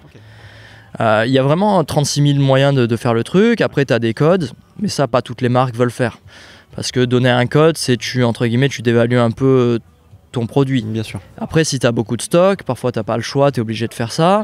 Et là-dessus, je peux prendre une commission ou pas, selon la marque. Tu vois, il y a des fois où je ne prends pas de commission parce que, tu vois, avec la marque, j'ai un super support, j'ai pas besoin. Et puis, tu vois, j'ai envie d'aider, quoi. Ok. C'est pas toujours... il y a vraiment 36 000 moyens de faire ça. Après, en termes de... l'exemple que j'ai en tête, c'est avec Propane, avait fait... c'était l'année dernière. En gros, entre Noël et Jour de l'An, quoi. Un peu plus, c'était 2 semaines à peu près. Ça s'est fait à la dernière minute. Ils ont donné le code à tous les athlètes. Chacun avait un code personnalisé, en disant on va faire une petite promo de 15% pour tester. Voilà, c'est ce qui... Voilà. Bref, ils m'ont donné un code avec 15% de remise, et en gros, je sais pas si je suis autorisé à le dire, mais bon, en gros, le chiffre d'affaires qu'ils ont fait juste avec mon code, c'était 1 million d'euros, quoi, à peu près, hein, avec les cadres. Donc tu fais le calcul, ça fait beaucoup, quoi. C'était plus de 200, je crois que c'était 200 vélos, plus de 200 vélos, plus les cadres qui se sont vendus via mon code. Donc voilà, après évidemment ça met en avant par rapport, ils voient ce qu'ils me payent, la marge qui reste, parce que bon, j'ai une petite commission, eux évidemment ils perdent du bénéfice en donnant une ristourne, mais tu vois, plutôt que faire une promo de Noël, ou tu vois, ils se sont dit bah à la place de faire une promo, on va tester ça quoi. Et puis ouais, ça a bien marché quoi. Et j'avais fait ça avec GoPro, ça a très bien marché aussi. J'ai fait ça avec pas mal de trucs, ça a très bien marché. Le côté négatif, c'est qu'après t'as l'impression d'être un vendeur quoi. Tu vois, j'essaie de pas mettre ça en avant. C'est tous les produits que je roule, c'est des produits que j'ai choisis. Tu vois, quand je parlais avec Propane, je parlais avec d'autres marques. Au final, j'ai choisi Propane parce que je pense que c'était les vélos qui me correspondaient le mieux quoi. Tu vois, que ce soit, on en parle, les freins par exemple. Les freins Hayes, aujourd'hui sur le marché, tu vois, c'est vraiment un produit qui... Enfin, bon, j'ai roulé un peu tous les produits qu'il y a sur le marché et essayé, tu vois, même soit sur des vélos d'amis, etc. J'adore mes freins. J'ai pas envie de rouler avec autre chose. Je trouve que le produit est exceptionnel. C'est un produit que je mets énormément en avant, mais c'est vraiment un produit que je trouve absolument exceptionnel, quoi. C'est un produit que j'ai envie de rouler. Si demain j'étais consommateur, c'est ce que j'achèterais. Donc tu vois, voilà, c'est un peu délicat parce que tu mets en avant des produits, les gens savent que tu es rémunéré par les marques, tu as cet avantage de recevoir des commissions si tu vends plus, un peu comme un vendeur de télé chez Darty, quoi, tu vois. S'il vend une Samsung, souvent il y a une commission par rapport à, je sais pas, une LG ou peu importe la marque, quoi.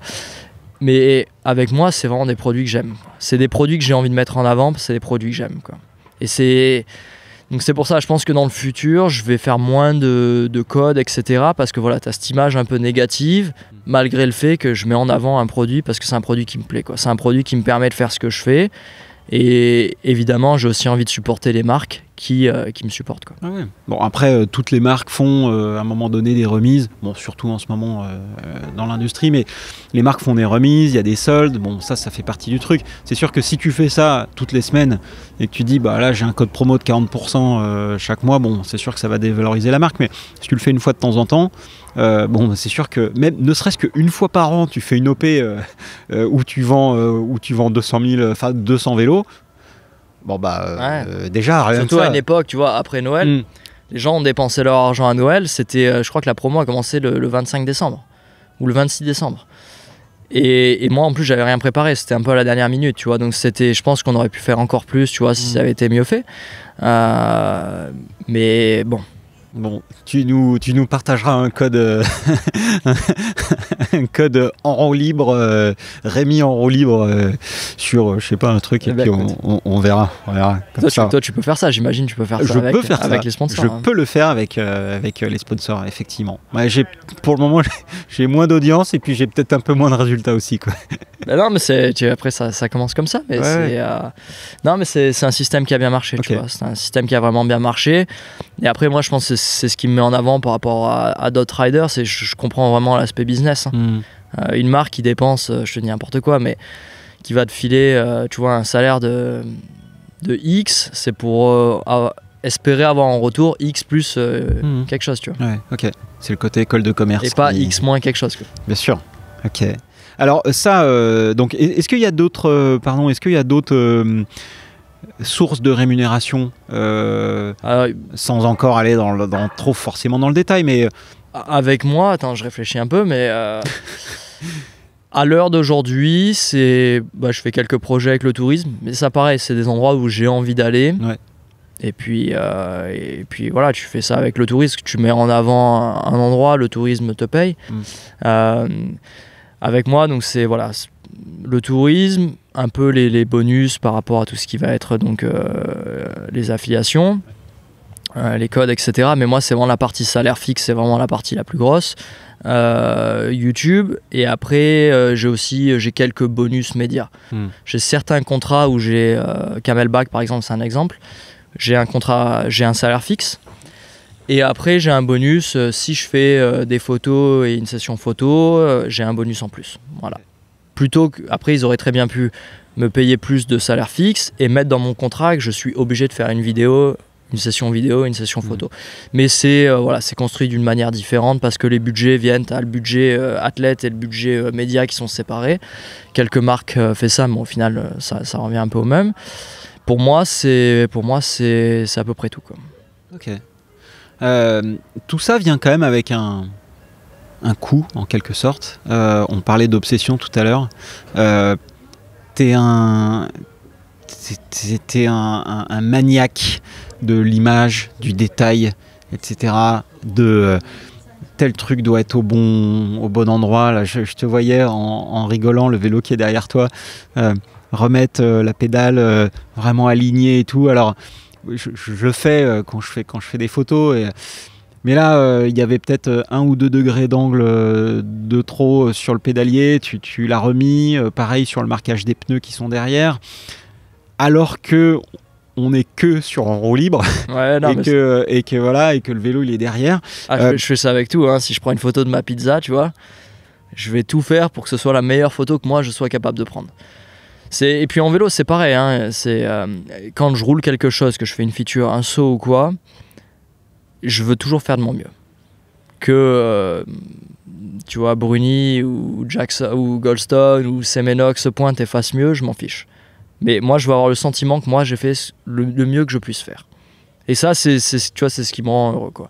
C'est vraiment avoir le sentiment que voilà, j'ai fait quelque chose dont je suis fier. Même si quelqu'un peut mieux le faire, c'est pas grave. Mais moi, voilà, je veux avoir le sentiment que j'ai fait tout ce que je pouvais pour faire le meilleur travail possible. Et j'ai cette approche par rapport à tout, quoi. Tu vois, les photos, tout ce qui est photo de vélo, tout ce qui est bike check, c'est moi qui le fais. Et je passe vraiment beaucoup trop de temps à le faire. Mais j'ai envie de regarder ma photo et me dire, tu vois, j'ai fait le meilleur travail que je pouvais faire. Évidemment, un photographe va se pointer avec un flash, etc. Il va faire un truc plus sympa que moi. Mais c'est pas grave, moi, voilà, j'ai fait de mon mieux, quoi. Tu peux nous donner des exemples de choses où vraiment t'as... J'en ai un paquet, quoi, mais...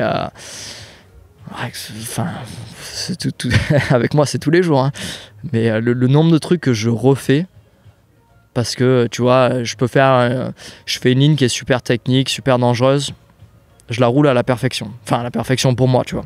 J'ai fait tout ce que je voulais faire. Je rentre à la maison et je le savais, tu vois, j'avais pas beaucoup de temps, c'était un jour, il y avait beaucoup de vent et le soleil se couchait, il me restait très très peu de temps et sur la lentille de la GoPro, sur la partie haute, tu vois, il y avait un tout petit peu de marque de transpiration et de crème solaire, tu vois. Personne n'aurait fait la différence, tu vois. Mais moi, j'ai regardé le shot, ça m'a tellement ennuyé, et j'avais prévu de poster la vidéo le lendemain matin. J'y suis retourné le lendemain matin à 7, donc moi je poste généralement aux alentours de 7h30, 8h du matin. J'y suis retourné à 6h45 ou 7h avec un pote pour refaire la vidéo avec la lentille de la GoPro propre. Ça, c'est pour te donner, tu vois. Et j'en ai pas dormi la nuit, quoi, parce qu'en plus c'était vraiment dangereux et tout. Et juste ce stress à me dire, putain, je devrais pas faire ça, quoi. Je prends un risque inutile.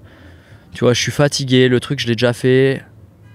Mais c'était pas tellement rationnel, parce que au final, à chaque fois que je le fais, cette ligne, je la fais parfaite. Tu vois, je suis toujours nickel, je me suis jamais fait de frayeur dessus. Mais je sais pas, j'avais ce sentiment que j'allais m'en coller une juste parce que tu vois, j'avais ce désir de faire le truc tellement parfait et que c'était vraiment pas utile, quoi. Et j'ai failli pas y aller et au final, bon, j'y suis allé et je l'ai fait nickel, tu vois. Mais j'avais, voilà, tu vois, c'est ce genre des exemples comme ça, j'en ai des centaines, quoi. C'est Pierre Henny qui me disait que Kylian était un petit peu... Sûrement, ouais. Un petit peu... mais n'importe qui fait du beau boulot a ce côté perfectionniste. N'importe qui. Kylian Bron, Semenoch, tu crois que les trucs il les fait une fois? Non. Alors je sais que quand il fait des trucs très dangereux, il les fait une fois et puis voilà. Mais si c'est un truc, un shot et qu'il sait qu'il peut mieux faire, c'est ou bien c'est trop dangereux, il veut pas le refaire et dans ce cas-là il le mettra même pas dans la vidéo, ou alors il va le refaire jusqu'à ce qu'il se dise que c'est parfait, qu'il peut pas faire mieux. Mais c'est pareil, les pilotes en Coupe du Monde, s'ils vont vite, c'est parce qu'ils sont pointilleux, quoi.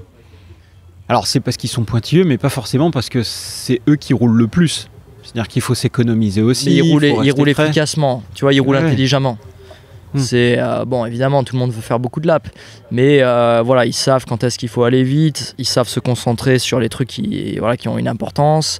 Et tu as cette précision, je pense, c'est une qualité que tous les bons athlètes ou tous les artistes ont, quoi. J'imagine qu'un chanteur, c'est pareil, tu vois. Il va refaire l'enregistrement jusqu'à ce qu'il n'y ait plus d'imperfection, quoi. Bien sûr.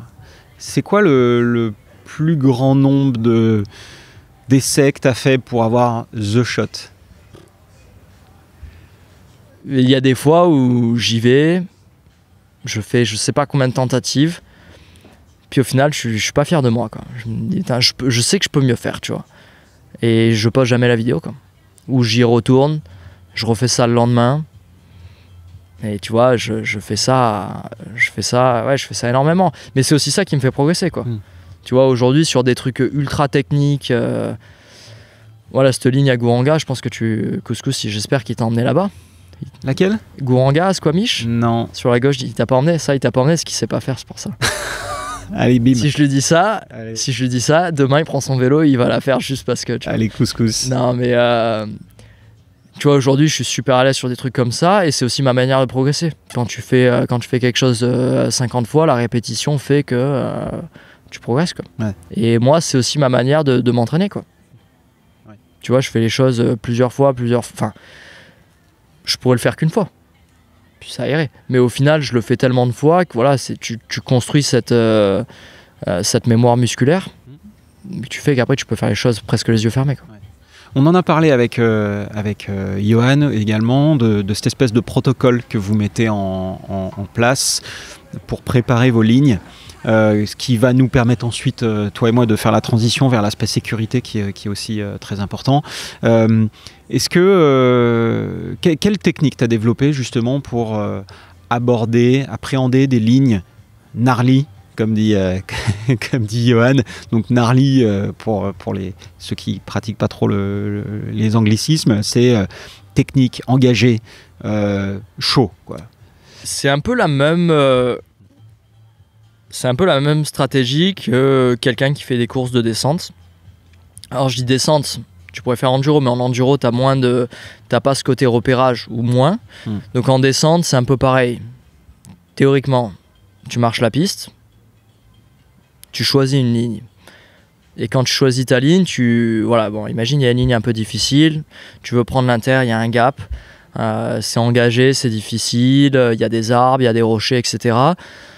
Tu regardes, qu'est-ce que tu regardes? Tu regardes comment tu vas t'aligner sur la ligne, tu vois comment tu vas te placer avant la difficulté, tu vas regarder où est-ce que tu mets tes roues, comment tu tires le gap, alors est-ce que tu choisis d'aller bas, de tirer haut, est-ce que tu dois pencher le vélo d'une certaine manière, tu regardes ta réception, ton freinage, tu réfléchis, parce que parfois tu vois une ligne, alors d'en haut tu te dis bon ça paraît évident, je vais sauter comme ça, mais quand tu marches tu t'aperçois qu'en fait c'est pas si facile que ça, qu'au final cette idée que tu avais en tête, alors oui tu peux faire le gap mais derrière tu vas pas être capable de freiner parce que y a un arbre ou quoi que ce soit, donc il faut toujours se remettre en question, c'est jamais tu pointes sur une ligne et tu dis je vais la rouler de telle manière, déjà tu réfléchis. C'est je pense le point le plus important, c'est de réfléchir. Après, c'est de faire ses prises d'élan, mais même avant ça, c'est de réfléchir à l'aspect mental. Est-ce que tu es fatigué? Est-ce que ton vélo il est bien réglé? Est-ce que tu as envie de faire ça? Est-ce que ça va t'apporter quelque chose? Est-ce que tu as besoin de prendre ce risque? Tu vois, alors si tu fais une course et que c'est beaucoup plus rapide et que ton objectif c'est de gagner, tu es un peu obligé. Par contre, si tu fais une course, mais c'est pour t'amuser, et puis que tu sais quoi, tu vas gagner une seconde là, mais c'est très dur, t'es pas sûr d'y arriver, est-ce que ça vaut le coup? Peut-être pas.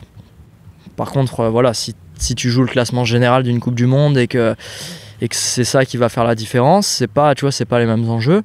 Mais voilà, toujours l'aspect mental, l'aspect physique, et puis après faire des prises d'élan, autant qu'il en faut. Et puis si quand tu fais une prise d'élan, tu peux pas te visualiser, tu dis putain, j'ai l'impression que je vais pas assez vite pour faire le gap, c'est peut-être qu'il faut pas le faire, quoi. Donc voilà, c'est essayer, j'ai pas vraiment de protocole, j'essaye de penser à tout, et aussi je réfléchis qu'est-ce qui se passe si j'ai un problème. Tu vois, est-ce que j'ai quelqu'un avec moi qui peut m'aider, quoi? Est-ce que j'ai du service? Du réseau. Du réseau, ouais. Parce que tu vois, là où j'habite, il y a des pistes à 2-3 minutes au-dessus de chez moi, t'as plus de réseau. Donc tu vois, c'est toujours quelque chose à prendre en compte. Est-ce que j'ai suffisamment bu? Est-ce que j'ai suffisamment mangé? Est-ce que la lumière est bonne? Tu vois, parce que parfois, tu finis ton ride, fin de journée, le soleil commence à descendre, et tu sais que tu n'as plus beaucoup de luminosité, tu te dépêches. Mais est-ce que quand tu te dépêches, est-ce que tu n'oublies pas de regarder quelque chose? Voilà, j'ai pas vraiment de protocole, voilà, c'est juste j'essaie de penser à tout. Et aussi, si jamais tu vois, ça nous arrive beaucoup sur les lignes qu'on fait, c'est souvent des trucs très raides, c'est qu'est-ce qui se passe si tu peux pas ralentir suffisamment. Tu vois, la piste va à droite, qu'est-ce qui se passe si j'arrive pas à ralentir suffisamment pour tourner à droite? Est-ce que je peux aller à gauche? Est-ce qu'il y a une barre rocheuse? Est-ce qu'il y a un buisson? Est-ce qu'il y a un arbre que éventuellement tu peux accrocher? Voilà, j'essaie vraiment de penser à tout, quoi. C'est un peu la méthode, quoi. Donc ce que je comprends, c'est que t'as pas véritablement de protocole conscientisé, mais en revanche, t'as quand même des habitudes d'observation et où t'es capable de dire, bon bah là j'y vais pas. Exactement. À peu près ça, ouais. Okay. Ouais. Et il y a des fois, après, il y a des fois où j'ai pas envie d'y aller, mais j'y vais parce que t'as ce besoin de me dire, bon bah là... tu vois, niveau sponsor, là, ça, si je fais ça, quand même, ça serait quelque chose qui va énormément mettre en avant tel sponsor. Je suis en fin de contrat avec eux. Ça peut être, tu vois, le truc qui me permet de renégocier bien pour l'année prochaine. T'as un exemple de choses qui, dans le positif ou même dans le négatif? Bah, tu as un exemple qui va dans le positif, qui va te parler. Donc, tu as roulé In and Out à Squamish. Donc, pour les gens qui nous écoutent, c'est une grosse dalle en granit. Très très connu, c'est quand même assez raide, c'est une belle vue, c'est un endroit c'est un endroit très connu, facile d'accès, tout le monde y va, quoi, tu vois. Donc c'est très très très roulé, voilà, c'est beau, c'est facile d'accès, tu peux faire une ligne plus facile si tu veux, c'est une piste noire, et puis il y a une ligne un peu plus dure qui est directe, et je crois qu'à l'heure d'aujourd'hui je suis le seul, enfin j'imagine pas mal de monde a essayé, mais je suis toujours le seul qui roule l'intégralité de la piste sans poser la roue arrière. Bon, pas de la piste, mais de la dalle. Donc je fais toute la dalle en gros sur la roue avant. Et je pense que ça vend des freins, quoi. Je veux dire, le frein qui est capable sur, je sais pas, 25 ou 30 secondes d'être sur la roue avant, sur un truc qui est à, je sais pas, 30, 40, peut-être 45 degrés d'inclinaison, qui est ultra technique, qui fait un virage en plus, et je suis le seul à faire ça. Je pense qu'aujourd'hui, ça montre que le frein, il marche, quoi. Tu vois, il est constant. Alors, je sais pas, ça serait bien que j'ai une GoPro qui montre le levier, mais évidemment, tu sais, j'appuie plus ou moins fort selon l'inclinaison de la dalle, parce que la dalle n'est pas régulière. Hein. Elle commence raide, elle s'aplanit, elle devient très raide, après elle se réaplanit, elle devient très raide encore. Tu vois que mon point de contact, il change pas, quoi. Mon levier, il reste au même endroit. Alors j'appuie un peu plus fort, mais juste pour corriger le vélo. Mais ça te montre que voilà, si le frein il chauffe pas sur ça, enfin évidemment il chauffe. Hein, quand tu arrives en bas, le disque tu le touches pas, quoi. Mais je pense que ça met vraiment en avant les produits. Et le riding que je fais, j'ai de la chance. Hein, ça c'est un peu calculé, mais pas tant que ça. Quand tu fais un truc comme la Rampage où tu fais un backflip sur 10 mètres de haut, le vélo, si tu veux, il n'a pas vraiment d'impact. D'ailleurs, tu vois ce que les pilotes roulent. Hein. T'en as certains, ils sont sur des vélos d'enduro, d'autres sur des DH. Ça dépend un peu de la préférence des pilotes. Mais quand tu vois Cam Zink qui est sur son vélo fait maison avec des angles d'il y a 10 ans, tu vois. Okay. Voilà, ça vend pas tellement de vélos. Par contre, ce que je fais, c'est que je roule, les vélos que je roule, c'est des vélos d'enduro que tu peux acheter. C'est des vélos modernes avec, les pneus, avec la gomme tendre, les freins comme les freins que tu peux acheter. Et ça a vraiment, je pense que ça met vraiment en avant le produit, quoi. Okay. Donc, ce que je comprends, c'est là, y a des choses que tu as faites et dont tu es fier parce que ça fait vendre des produits et tout. Est-ce qu'il y a des choses dont tu es beaucoup moins fier et que tu as fait justement parce que ce côté obsessif? Je te vois arriver là, tu as un exemple en tête. Alors non, j'ai pas véritablement... il y a des choses qu'effectivement j'ai vues et encore une fois, le prochain sujet, c'est le sujet sécurité que j'aimerais qu'on aborde, mais effectivement, des choses que tu as faites et où effectivement on a pu voir, waouh, c'était là, c'est vraiment pas passé loin, voire tu t'es craché. Ah d'accord, ok. Oui, j'ai fait à plusieurs reprises. J'ai un exemple récent. Je suis allé en Norvège et un peu comme aujourd'hui d'ailleurs, j'étais complètement décalé du décalage horaire. fatigué, et puis bon, je suis allé rouler vraiment parce que j'avais pas envie de rouler, mais bon, c'est mon travail, hein. Et non, j'étais juste fatigué, et j'étais vraiment fatigué, quoi. Et bref, on va rouler, petite piste, super sympa, groupe de Norvégiens qu'on rencontre avec Joe Vulevic, qui nous emmène sur leur trail. Vraiment rien de dur, quoi.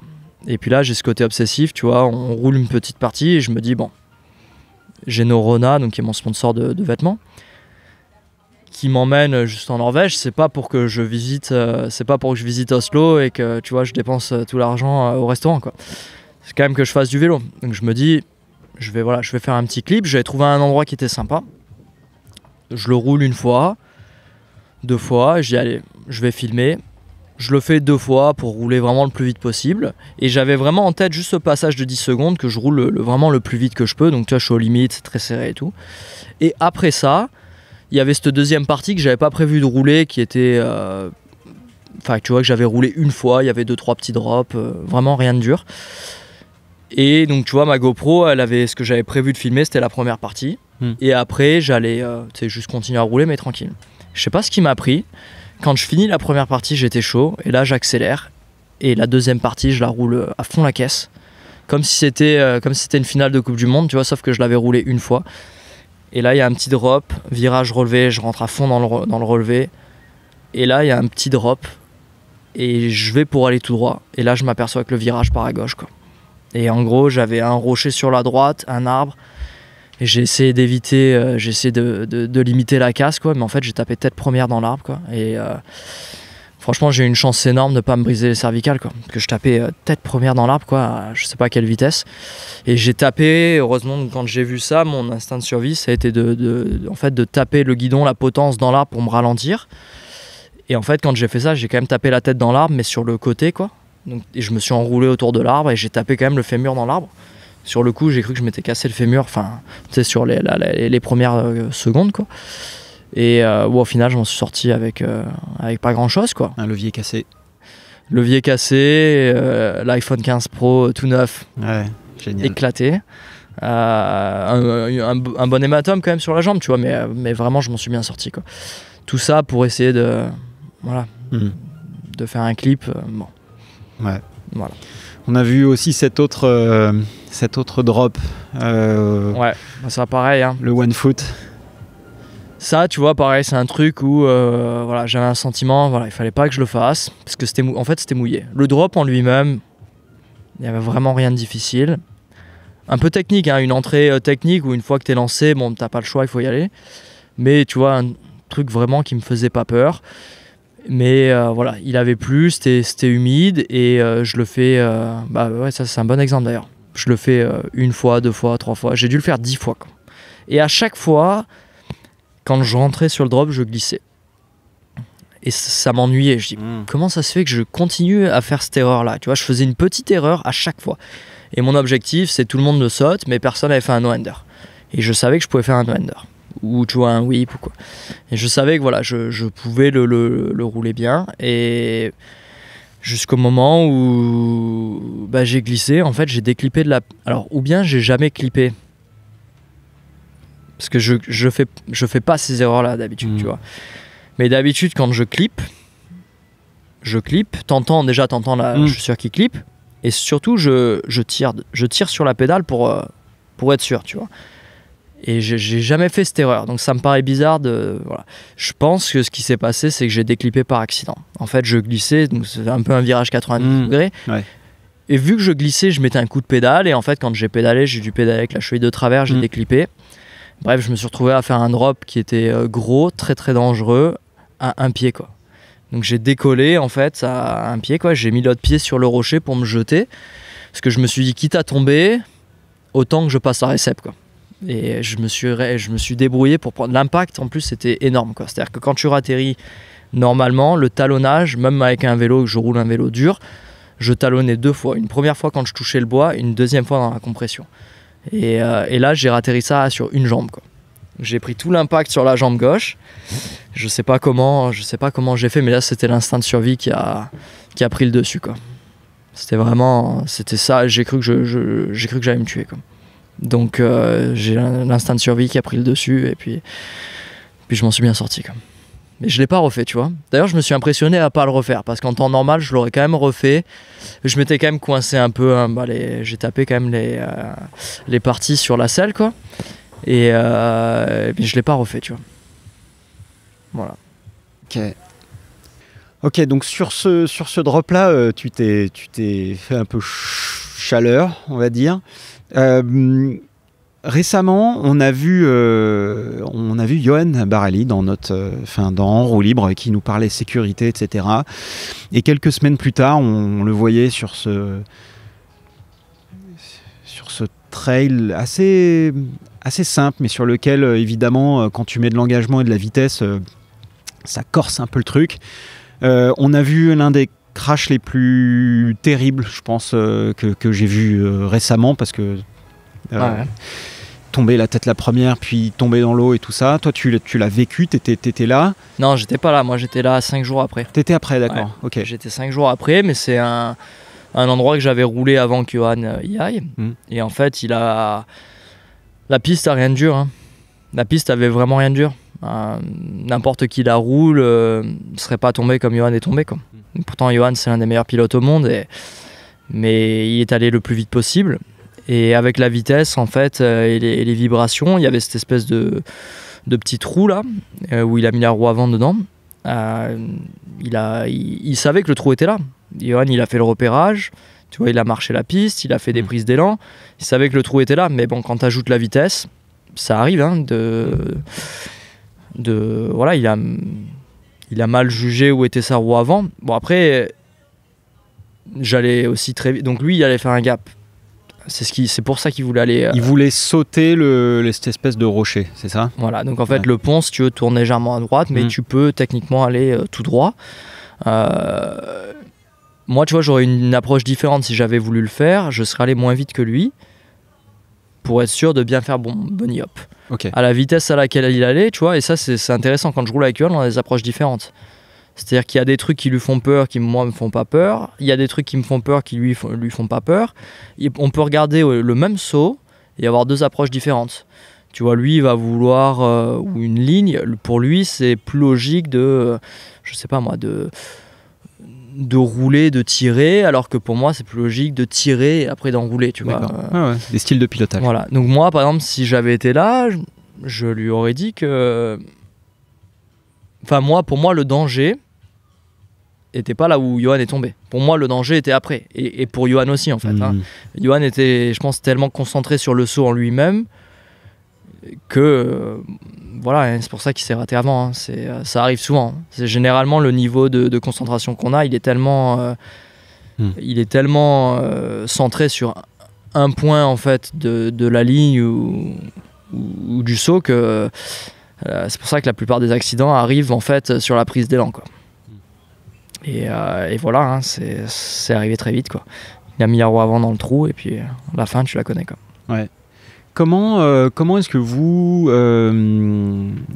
appréhendez ce côté sécurité rapport à toutes les lignes engagées que vous roulez?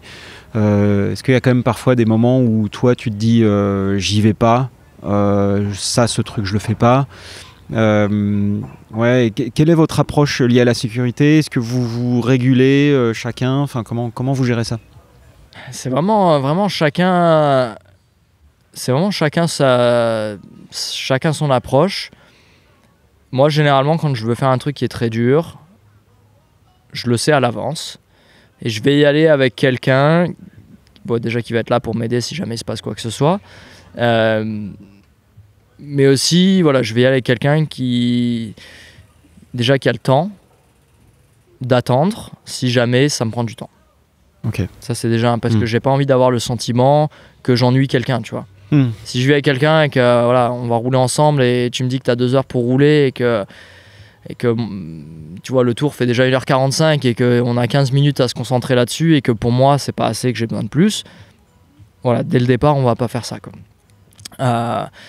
Après, je donne toujours évidemment mon point de vue, tu vois. Ça m'arrive d'être avec des riders, ils veulent faire un truc, ils font une prise d'élan, j'ai l'impression qu'ils vont trop vite ou trop doucement. Tu vois, je vais leur dire que j'ai fait le saut ou pas. Après, si j'ai fait le saut, généralement, ou la ligne, c'est plus facile parce que je peux le montrer. Donc tu vois, une fois que tu peux montrer à quelqu'un, faire quelque chose quand ça a été fait par quelqu'un d'autre et que tu peux le voir, c'est beaucoup plus facile que faire quelque chose quand ça n'a jamais été fait. Sûr, ouais. Et ça a été un peu la difficulté, moi, avec toutes mes vidéos, c'est que l'idée, c'était de faire des nouvelles lignes, c'était de faire des trucs qui n'ont jamais été faits, quoi. Donc tu sais pas si ça marche ou pas. Tu penses que ça marche, c'est pour ça que tu veux le faire. Mais au final, jusqu'à ce que quelqu'un l'ait fait, on sait pas si ça marche, quoi. Donc non, que ce soit Johan, Steve ou quelqu'un d'autre, moi je donne toujours mon point de vue. Mais après, quand je vois quelqu'un et tu le vois dans les yeux, s'ils sont confiants et qu'ils vont le faire, c'est important de savoir, tu sais, tu peux leur dire, voilà, je pense que tu vas un peu doucement. Et si la personne a décidé et qu'ils sont confiants, voilà. Mais bon, après, ça m'arrive aussi de dire à quelqu'un, franchement, tu devrais pas le faire. Ouais. Franchement, tu devrais pas le faire. Je pense qu'on reviendra une autre fois. Mais là, les conditions sont pas idéales ou je te sens pas, quoi. Mais généralement, les personnes avec qui je roule sont quand même, tu vois, à l'écoute de leur niveau, de leur corps et savent, quoi. Tu vois, c'est très rare que je sois avec quelqu'un. Généralement, voilà, les riders avec qui je roule sont très très conscients, quoi. Je m'entoure pas de gens qui sont un peu ouais, vas-y, je saute, on verra ce qui se passe. C'est pas mon truc, quoi. Est-ce que tu fais du coaching? Non. Non? Okay. Non. J'essaye de partager toutes mes connaissances via les vidéos que je fais, mais je fais pas de coaching, non. Ouais. Okay. Pas encore. Un jour, peut-être. On verra. Pardon. Quand tu vois au moment où on se parle, ce week-end, il y a la Rampage. Ouais. On a vu la Rampage femme pour la première fois, qui est très cool de voir comment elles envoient en plus. Ah non, c'était cool. Et puis c'était une belle zone. C'était vraiment super impressionnant. Ça m'a vraiment donné envie de rouler, quoi. Oui. Toi, tu l'as faite 3 fois, la Rampage. 3,5, ouais. 3,5, ouais. 4 fois, tu peux compter. Parce que je me suis fait... ça, pour nos amis français, c'était à l'époque où le président français avait dit que Trump était un con, à juste titre, hein. La douane américaine a vraiment fermé la frontière, a rendu l'accès aux États-Unis beaucoup plus difficile pour les Français. Et je me suis pointé à la frontière, parce qu'il faut savoir qu'il ne faut pas de visa de travail pour participer à un événement sportif, même quand tu es sportif professionnel. Sur un visa touriste, je crois que c'est un État, hein, ça passe. Les États-Unis, c'est un peu le seul pays en fait où la personne à la douane, s'ils n'ont pas envie de te faire rentrer, ils peuvent ne pas te faire rentrer, même si t'as rien fait de mal, quoi. C'est un peu ce qui s'est passé avec moi, et en fait, je suis allé au consulat français qui est en face du consulat américain pour essayer de voir s'il y avait moyen de faire quoi que ce soit. Le consulat français m'a aidé. J'ai eu un rendez-vous avec le consulat des États-Unis pour essayer de corriger ce problème-là, quoi, qui n'était pas un problème en fait, hein. Je me suis juste fait refouler à la douane, à la frontière, quoi. Et en fait, m'a dit que cette semaine-là, même ce mois-ci, il y avait énormément de Français qui se faisaient refouler pour absolument aucune raison valable à la frontière, et c'était une histoire de politique, quoi. Donc bon, après avec moi qui faisais une course de VTT, tu vois, c'était un peu différent, mais bref. Donc je suis pas allé à la Rampage, mais le plus dur à la Rampage, c'est pas de rouler à la Rampage. Ça, n'importe quel VTTiste professionnel peut le faire, parce qu'en fait, tu construis ce que tu as envie de rouler. Si tu as envie de faire un truc facile, tu peux faire un truc facile. Donc techniquement, tu peux faire une ligne qui est accessible, qui est à ton niveau, donc forcément c'est... Oui et non, parce que cette année-là, à la Rampage, moi je l'avais fait en 2016, 2017 c'était la même zone. Le départ, si tu te souviens, Sam Reynolds avait pas pris le départ, c'était trop dur. Trop dangereux. Okay. Pas trop dur techniquement, parce que techniquement, c'était bon, t'es sur un ridge, c'était pas si dur que ça. Ouais. Mais c'était trop, il considérait ça comme trop dangereux et il n'a pas voulu la faire, quoi. Pourtant, Sam Reynolds, quoi. Il avait construit toute la ligne et quand c'était l'heure de faire du vélo, il n'y était pas allé, quoi. Pourtant, évidemment, c'est un rider super talentueux. Ouais. Mais voilà, quoi. Le plus dur, c'est de rentrer. Donc techniquement, voilà, j'ai, je pense, 4 Rampage, parce qu'en fait, j'y suis retourné une fois que j'ai eu mon visa.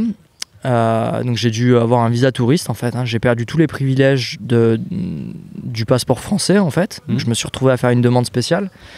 Et j'y suis retourné au mois d'avril, en gros tout seul avec un pote. Et j'ai roulé cette ligne que j'aurais fait en 2017 à la Rampage. Évidemment, pendant la Rampage, je pense que je serais allé...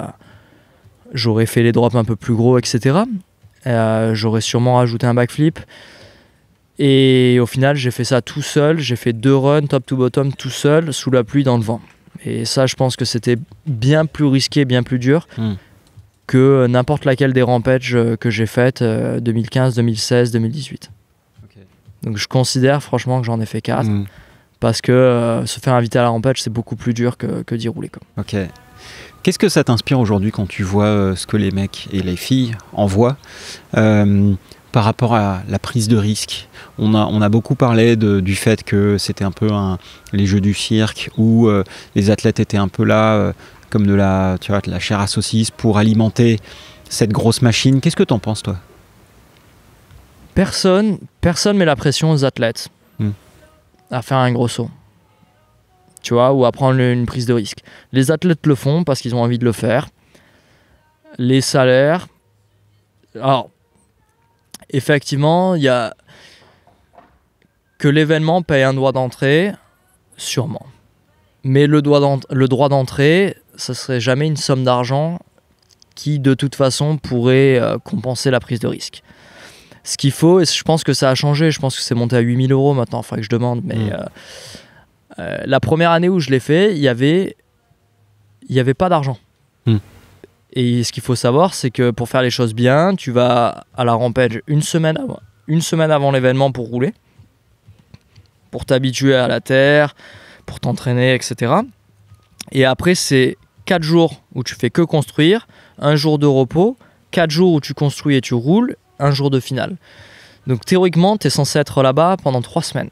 3 semaines, c'est long, 3 semaines, c'est très cher. Et en plus de ça, pour faire les choses... Enfin, c'est indispensable. Maintenant, c'est 2 ou 3 builders en plus de toi. Ouais. Je pense que c'est que 2. Bref, mais ils ont peut-être changé à 3. Donc c'est énormément de monde. Il faut payer pour ces gens-là parce que bon, tes potes, ils vont pas passer 3 semaines à s'autofinancer leur truc. Donc en 2016, ça a changé et on a eu 5 000 $. 5 000 $, c'est pas assez. Tu vois, pour les 3 semaines. Et en plus de ça, les journées que tu fais, c'est des journées de 12 heures à creuser et tout. Théoriquement, tes builders, tu devrais les payer. Et ça devrait pas être à l'athlète de payer de sa poche. Je pense que c'est à l'organisation de payer, tu vois, d'avoir un peu un mini salaire, entre guillemets. Tout ça, je sais pas si ça change. Si ça change, est-ce que ça change suffisamment? C'est une autre question. Après, la prise de risque des riders, tu vois, genre... Propane, ça fait partie de mon salaire de faire le mieux que je peux, quoi. Mais il n'y a pas marqué dans mon contrat que je vais faire un double backflip sur un drop à la Rampage. Après, c'est moi, est-ce que j'ai envie d'essayer de doubler mon contrat? Et est-ce que je vais arriver à doubler mon contrat si je gagne la Rampage?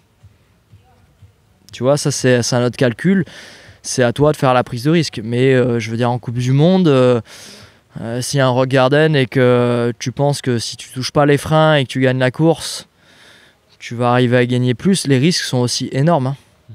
Tu vois, la prise de risque, pour moi, à la Rampage, voilà, tu construis tes trucs, c'est toi qui choisis. C'est délicat comme réponse, mais voilà, quoi. Red Bull gagne beaucoup d'argent avec la retransmission, tout le sponsorship qu'il y a, mais les athlètes ont aussi, et encore plus maintenant qu'à l'époque, même maintenant je vois tous les athlètes ont des opportunités, que ce soit avec des partenariats de voitures. Tu vois, avoir une voiture de prêt pendant la Rampage. J'ai vu, je sais plus si c'était Fairclough ou quelqu'un d'autre qui a fait un truc avec Samsung. Tu vois, il y a d'autres opportunités. C'est une plateforme énorme, il y a énormément de ces athlètes qui font quasiment que la Rampage, qui font presque rien d'autre toute l'année, quoi. Et aujourd'hui, qui gagne un salaire avec ça. Alors, c'est plus assez maintenant, il faut faire d'autres choses. Mais tu vois, t'as plein d'athlètes, ils font presque que ça, quoi. Donc la prise de risque, est-ce qu'elle vaut la peine? Oui et non, quoi. Si t'as pas envie de faire la Rampage, tu la fais pas. Mais qu'est-ce que tu vas faire? Tu vois, tu prends certains pilotes, là, vraiment, tu sais, ils ont pas vraiment de chaîne YouTube, ils font pas trop d'autres événements. Tu fais 2 vidéos à droite à gauche par an. Est-ce que ça vaut le coup? Tu vois, après tu prends un mec comme Semenok, il a pas besoin de faire la Rampage. il a fait, ça lui plaît, quoi. Mm. Donc la prise de risque, tu vas lui demander si ça vaut le coup. Tu vois, il a pas besoin de la faire. Hein. On lui demandera peut-être Voilà, ça pourrait être un à invité. l'occasion. Ouais. Ce que je comprends dans ce que tu me dis, c'est que la Rampage, c'est toujours cet événement qui est capable de faire ou défaire des carrières. Toi, justement, tu as des exemples de gens que tu as vu exploser à la Rampage dans le bon sens? Exploser dans le bon sens? Dans le bon sens, ouais, c'est-à-dire... Ouais, les Readbox, par exemple. D'ailleurs, qui... Enfin, j'imagine, quand cet épisode sort, on aura déjà les résultats, mais là, le niveau il est spectaculaire. Tous les pilotes, hommes et femmes, c'est incroyable. Je pense qu'il y a des riders qui ont, moi j'en suis un, qui a bénéficié vraiment de la notoriété de la Rampage. Antoine Bizet aussi. Antoine Bizet évidemment. Et là sur les pilotes qui y sont actuellement, quelqu'un comme Brendan Fairclough, ça a aidé énormément sa carrière, je pense, parce que ça lui prolonge sa carrière aussi. Ça lui donne de la notoriété sur plein d'autres trucs, tu vois, avec les films, etc. Bienvenido, qui est un rider exceptionnel, mais je pense qu'il n'a jamais eu cette notoriété, tu vois, jusqu'à il y a 3-4 ans avec les Fest Series et tout, mais là avec la Rampage, je pense qu'il a vraiment bénéficié. Voilà, les gens vraiment ont vu de quoi il était capable. Parce qu'il y a une différence entre faire des gros sauts où c'est juste des sauts et rouler à la Rampage, même si c'est, tu vois, super, les pistes, les sauts sont super travaillés, c'est presque pas du freeride d'une certaine manière, c'est presque du slopestyle, mais quand tu y vas, tu t'aperçois que bon, c'est malgré tout, c'est quand même très technique. Après, bon, certaines pistes sont moins techniques que d'autres, mais ouais, je pense que tous les pilotes en ont bénéficié énormément et pour le mieux, quoi. Ouais. Du coup, cette Rampage, est-ce que ça te donne toujours envie d'y aller? Ouais, évidemment. C'est, je pense, parmi mes plus grands regrets, c'était d'être arrivé à la Rampage pas préparé, quoi. Tu vois, j'ai jamais été préparé. La première Rampage, j'allais même pas y aller. C'est un peu à la dernière minute que j'y suis allé. Je m'étais fait mal d'ailleurs au genou. C'est marrant, je tombais sur la vidéo hier par hasard, mais j'étais tombé dans le bike park juste avant d'y aller. Et j'étais même pas sûr de pouvoir rouler. Donc j'y suis quand même allé pour regarder. Et puis quand j'ai commencé à...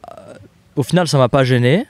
Mais je pensais vraiment pas être capable même de construire. Parce que bon, c'est ultra physique. Hein. Tu escalades la montagne 10 fois par jour. Et je m'étais juste fait mal au genou. Tu vois, un truc bête. Hein. Mais bon, au final, ça m'a pas du tout gêné. Mais si tu veux, j'avais très très peu d'expérience. Évidemment, j'avais jamais fait de gros sauts comme ça. J'avais jamais fait de rampe en métal. À l'époque, il y avait une rampe en métal ou en bois. Et j'avais jamais fait ça. Le technique, au final, à l'époque, j'avais trouvé ça vraiment pas dur. Parce que c'est à la limite là où j'étais bon. Mais mon niveau technique à l'époque, par rapport à maintenant, sur des trucs très raides où il faut gérer le freinage, où il faut faire des drops en descente, j'avais jamais tiré un drop en descente. Et tu vois, j'avais un drop sur ma ligne où j'avais 3 marches en descente, il fallait contrôler le freinage, tirer un drop. J'avais jamais fait. Tu vois, et en plus un truc de cette taille-là, tu vois. Alors que maintenant, c'est un truc que je ferais sur mon vélo d'enduro en petit casque, tu vois. Le niveau a progressé pour tout le monde. Tous les riders, le niveau, maintenant, c'est hallucinant.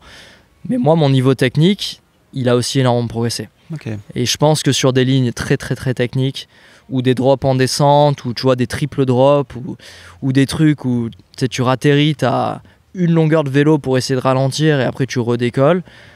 Je pense que j'ai énormément d'expérience. C'est ce que je fais un peu tous les jours à Squamish, ou des drops ultra précis, tu vois. Et je pense que je serais vraiment capable de faire un truc sympa. Après, à l'heure d'aujourd'hui, ça serait jamais un truc qui ferait un bon score. Tu vois, si tu fais pas un drop qui fait 10 mètres de haut ou des tricks sur toutes les bosses, ça score pas grand chose. Mais pour le plaisir de rouler, ouais, j'aimerais vraiment retourner faire un truc. Je pourrais y aller tout seul et construire quelque chose. Le problème, c'est construire au niveau actuel, en dehors de l'événement. C'est pas vraiment possible. Pendant l'événement, ils t'apportent de l'eau, tu as des tuyaux qui te permettent d'arroser, de tasser les réceptions.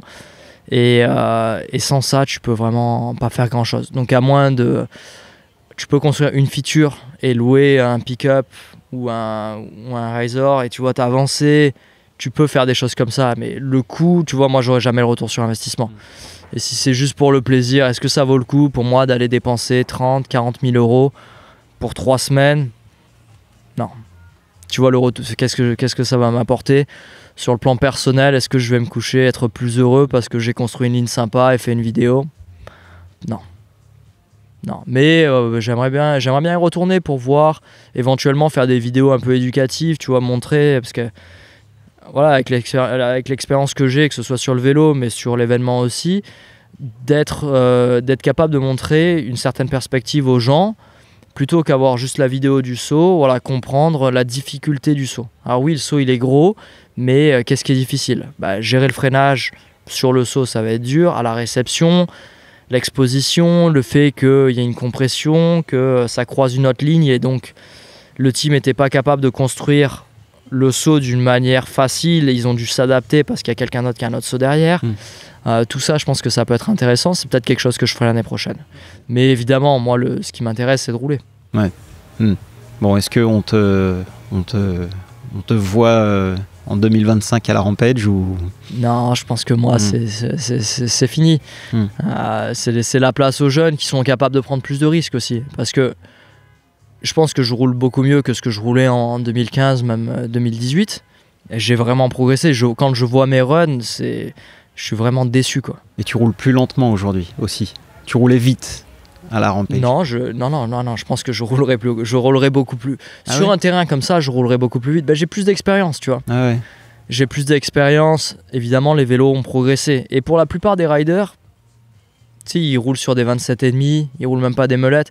Donc au final, eux, ils sont restés avec des vélos d'il y a 10 ans. Mais moi, pour le type de riding que je fais, les vélos ont progressé. Le fait d'avoir un meulette, ça me permettrait de freiner plus fort de la roue avant, d'avoir un vélo qui est plus capable. Le fait de rouler sur des vélos plus longs aussi, moi, ça m'aiderait à rouler plus vite. Alors que la plupart des riders à la Rampage, vu qu'ils veulent faire des backflip drop ou des 3-6 drop, ils veulent pas un vélo qui est plus long. Donc tu vois, moi, ça me permettrait vraiment de pousser mon riding sur ce que je suis capable de rouler. Et je pense être capable de faire quelque chose de vraiment bien. Mais après, de là, je voudrais pas prendre la place d'un jeune, tu vois, qui va être capable aussi de prendre les risques pour faire un show, quoi. Ouais. Moi, le riding que je ferais, ça rendrait pas vraiment en télé. Comment tu... Alors ta carrière, il y a encore plein d'années, mais comment tu vois la suite? Est-ce qu'il y a d'autres choses que tu as envie de faire, d'autres événements, comment tu vois évoluer ta carrière? Déjà, je vais la faire évoluer. Je vais continuer à faire les choses qui me rendent heureux. C'est... tu vois, je pense que j'ai la chance où financièrement, maintenant, j'ai cette stabilité où j'ai pas besoin, en fait, de me mettre une pression énorme à continuer ou à devoir faire quelque chose qui est très dangereux ou devoir me pousser à faire des événements que j'ai pas forcément envie de faire. Maintenant, je peux faire ce qui me plaît, ce qui me rend heureux, donc je vais continuer à faire ça.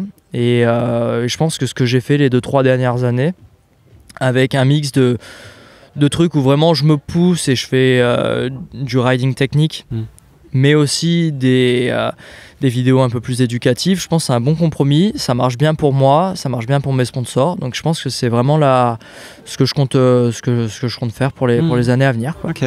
Bon, qu'est-ce qu'on peut te souhaiter pour la suite?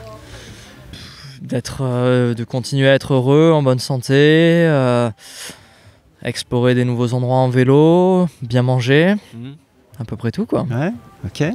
Et dernière question, si tu devais entendre quelqu'un dans un prochain épisode d'En roue libre, que ça peut être un Français, mais ça peut être aussi un... tu vois, quelqu'un, Nicolas Vouilleuse, à 100%. Nicolas Vouilleuse, ça serait vraiment quelqu'un que j'aimerais bien écouter, quoi. Je pense que je connais vraiment bien le milieu, donc je suis ce qu'il fait depuis que je suis tout petit, donc je connais bien tous ces teams, tu vois, toutes les époques, que ce soit l'époque V-Process, etc. Mais j'aimerais bien écouter ça. En partie business, t'avais Max Commensal, c'était bien.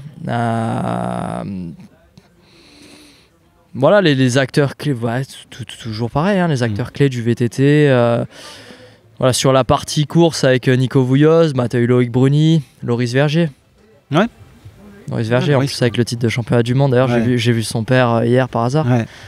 Ça serait cool. Et puis voilà, dès qu'il y a... Tiens, Thibaut Ruffin. Thibaut Ruffin, ouais, carrément. Thibaut Ruffin, il est cool. C'est super ce qu'ils font avec le team. T'as eu Laurent Delorme, c'était vraiment cool. Thibaut Ruffin, ça peut être cool. Ok, top. Mais n'importe qui, moi, tous les, que ce soit pilote, team manager, marque, qui font du beau boulot, ça m'intéresse toujours et je suis énormément. Je suis passionné de VTT, donc voilà, j'écoute, c'est cool. Ok, top. Eh ben, écoute, merci pour ça. Merci aussi pour, tout simplement pour ce que tu fais, parce que je trouve que on parlait d'inspiration.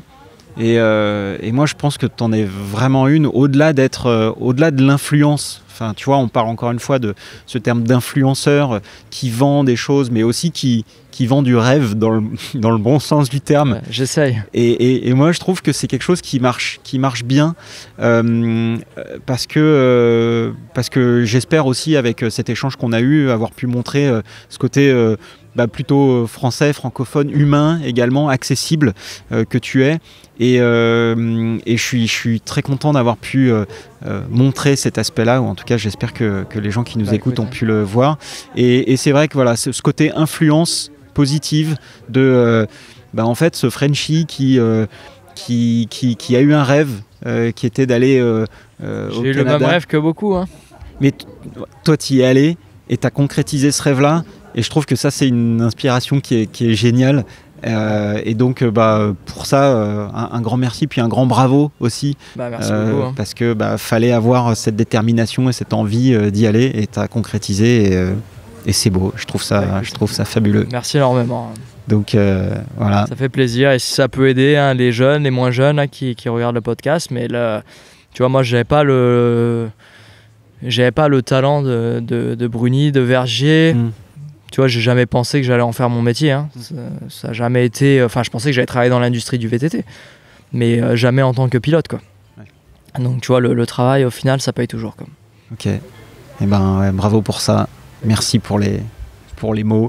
Un grand merci aussi à Alba Plage qui nous reçoit ici. Alba Plage, c'est ce magnifique petit restaurant de plage à Port-Fréjus. On est accueillis comme des princes. Ils nous mettent à disposition un petit espace pour enregistrer cet épisode. On va libérer la table dans 5 minutes. Mais voilà, donc un grand merci à Alba Plage pour nous recevoir ici. C'était top. Allez leur rendre une petite visite et dites-leur que vous venez de la part d'En Roue Libre.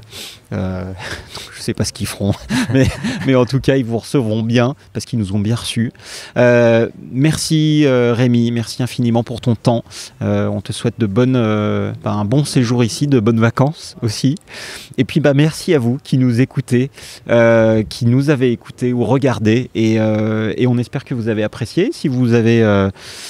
des petits messages, vous nous les envoyez et puis on essayera d'y répondre. Je sais pas, tu arrives à répondre aux messages? J'essaie de répondre. Évidemment, c'est pas évident, mais généralement, quand c'est une question structurée, je réponds. Ouais. Okay.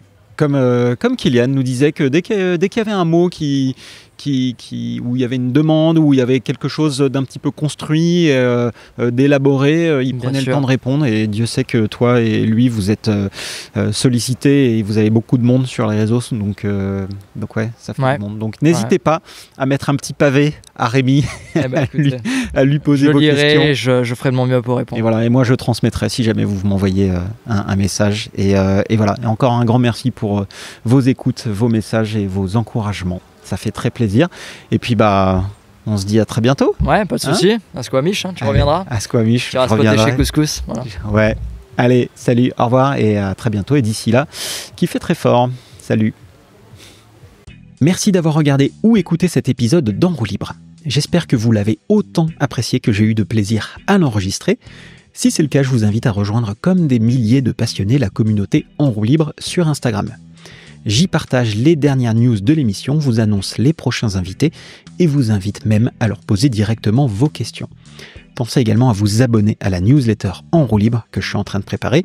J'y partagerai très bientôt les liens vers les derniers épisodes, les contenus relatifs à En Roue Libre et vous partagerez également les meilleures news à ne pas manquer. Je vous mets le lien dans la description de l'épisode. Et enfin, si vous avez un projet, une entreprise ou une activité en rapport avec le vélo et que vous ressentez le besoin d'être entouré par des spécialistes, pensez à faire appel à Line, l'agence conseil 360, spécialiste du vélo. Avec Line, on vous conseille et on met en place les stratégies ainsi que les actions les plus efficaces pour le succès de votre projet vélo. Pour en savoir plus sur comment Line peut vous aider, rendez-vous sur agenceline.fr, agenceline.fr. Je suis Antoine Taillefer et vous avez écouté ou regardé En roue libre, l'émission qui affûte votre connaissance du monde du vélo. Et si ce n'est pas déjà le cas, vous pouvez vous remettre à pédaler.